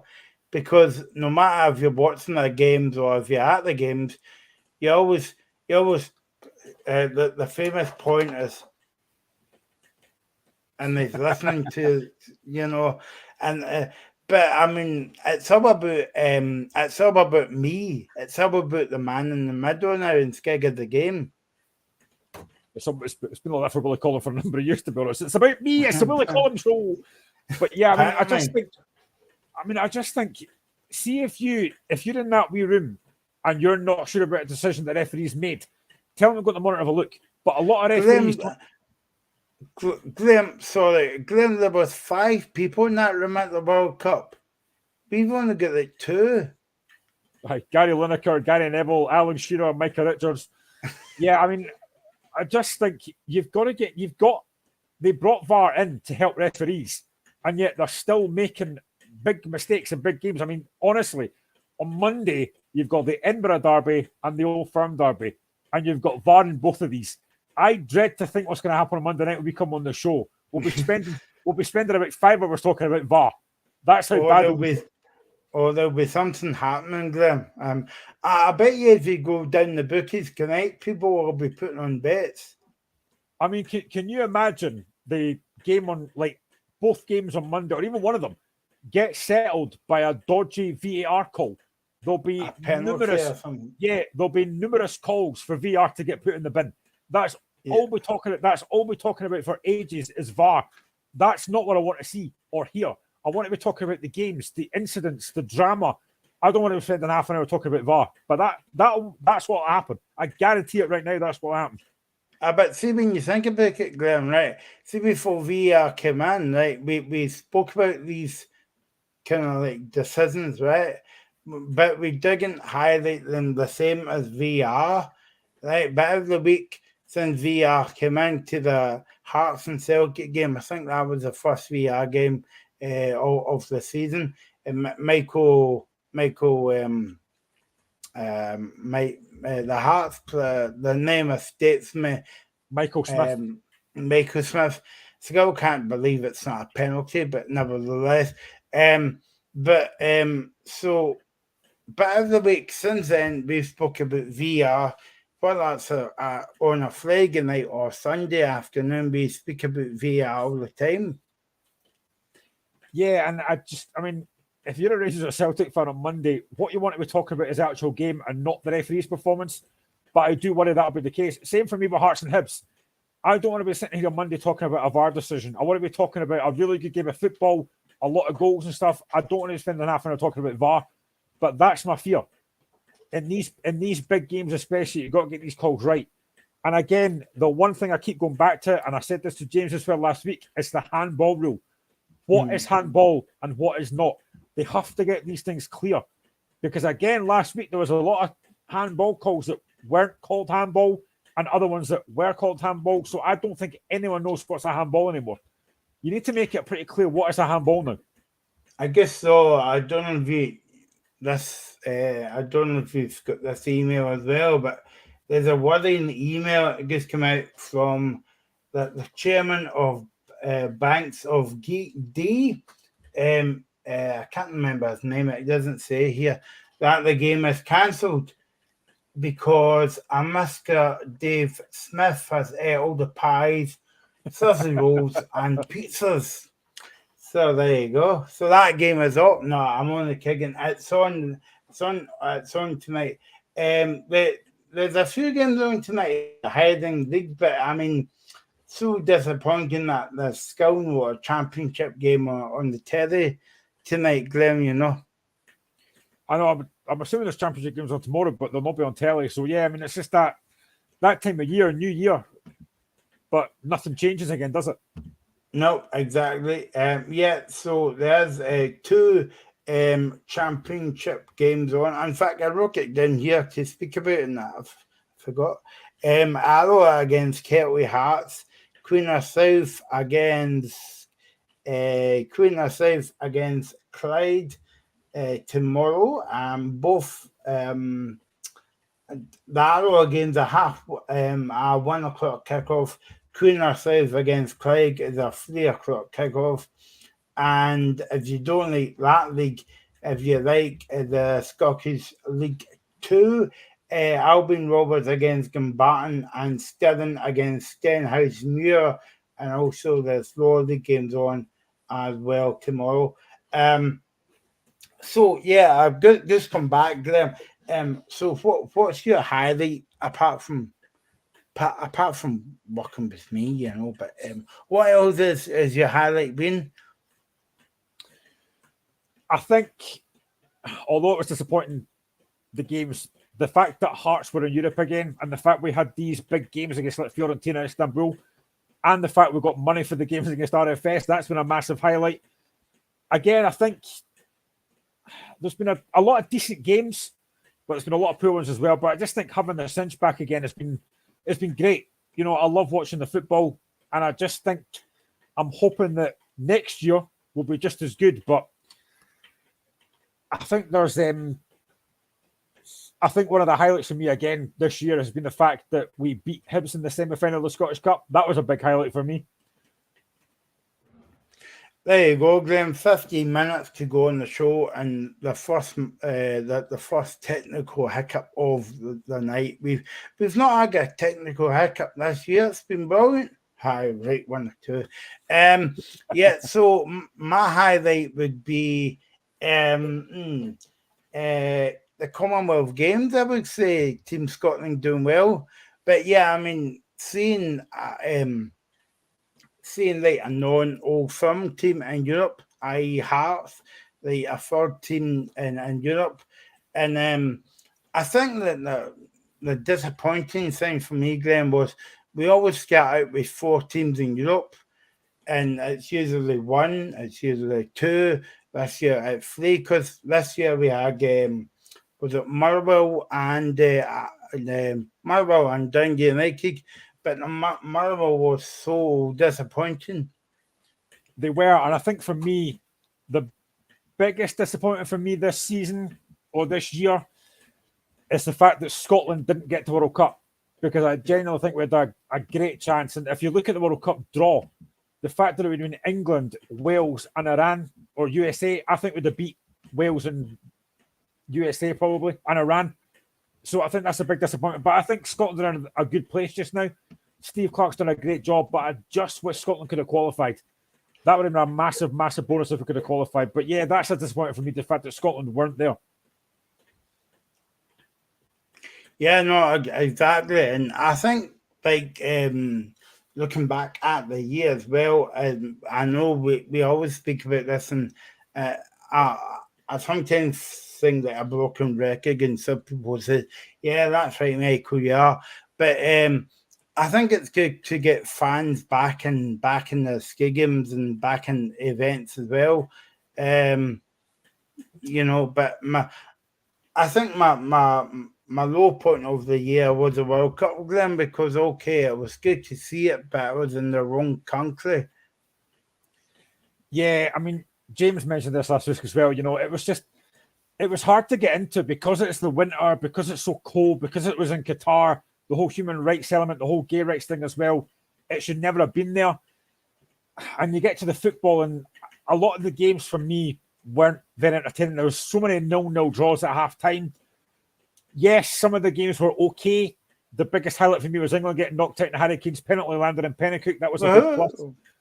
But yeah, I mean, it wasn't a great World Cup for me. And again, I said this to James last week as well.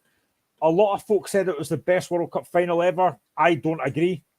I thought for 80 minutes in that game, and we were on the show at the time, Argentina dominated that game. It wasn't until France got those 2 goals back that then it got interesting. But I don't think it was a great World Cup. And again, I will say as well, another highlight for me, the women's game was highlighted a lot more on TV. You had the Hearts Hibs game, you had the cup final, Hibs against Rangers as well. That was shown on TV. That was getting highlighted a lot more. The women's game has gone on up. Sky, yeah. Yeah, the women's game has definitely got better highlighted.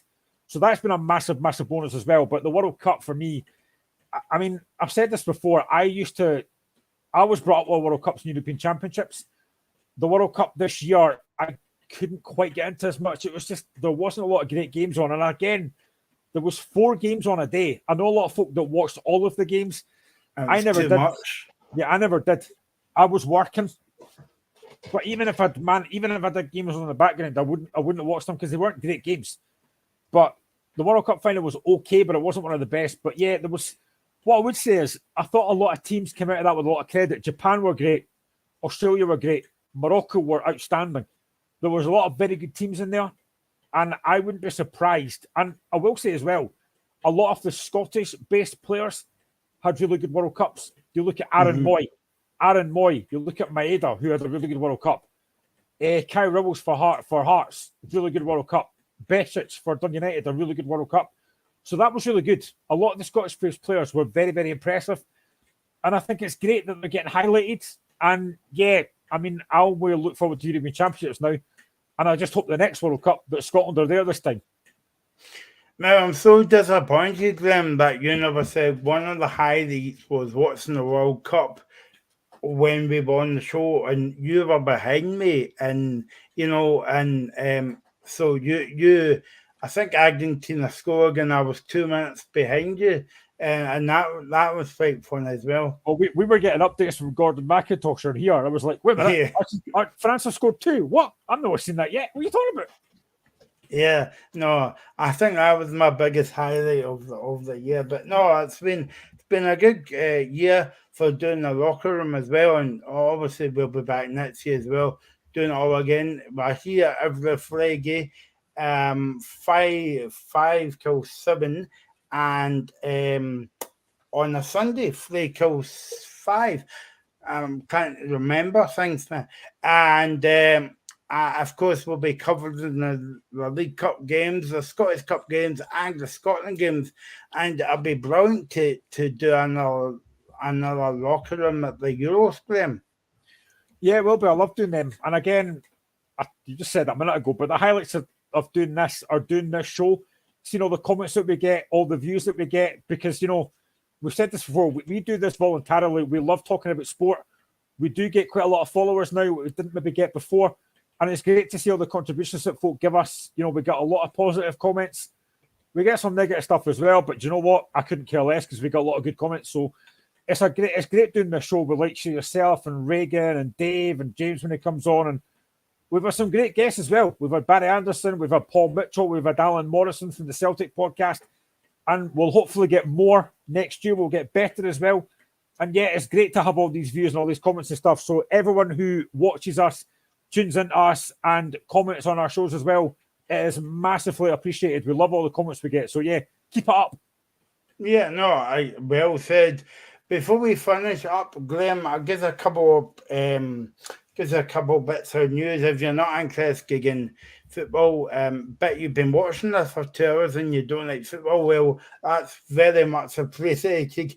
But if ice hockey is your game, there is a game on in Saturday. Yeah, that's tomorrow. Tomorrow, it is the Glasgow Clan against the Dundee Stars. And believe it or not, they're playing on Monday as well, Graham, up in Dundee. 4 o'clock kickoff for that one. Well, I don't know what you call it, a kickoff. I don't know what you would call it in hockey. Ice off or something. I don't know. I think eyes off, nothing else. I was going to say something else, so I'm not going to say it on radio. Yeah, no. Let's move on very swiftly. And if rugby is your game, tomorrow, Edinburgh. Well, you're saying about again Glasgow, Celtic, and Rangers, and Hearts and Hibs. Edinburgh is playing.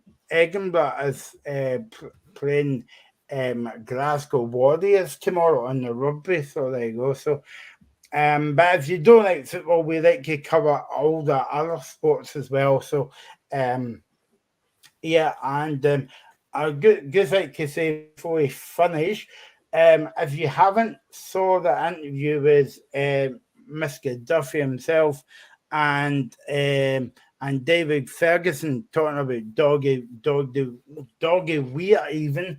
Sorry, I would recommend you go and see that because it was on for what was it, half an hour, Glenn, but it was a good insight into the late doggy Weir's life. Yeah, it was like about 40 minutes. I really enjoyed talking to David. It was great because he obviously knows him or knew him. And it was a great conversation. I really enjoyed it. You know, getting to hear about Doddy Weir and what a character he was. And again, probably another disappointment is the fact that Doddy Weir had passed away after such a long battle with, you know, a horrible disease. But, you know, he's gone, but never ever forgotten. He was an absolute legend of the game.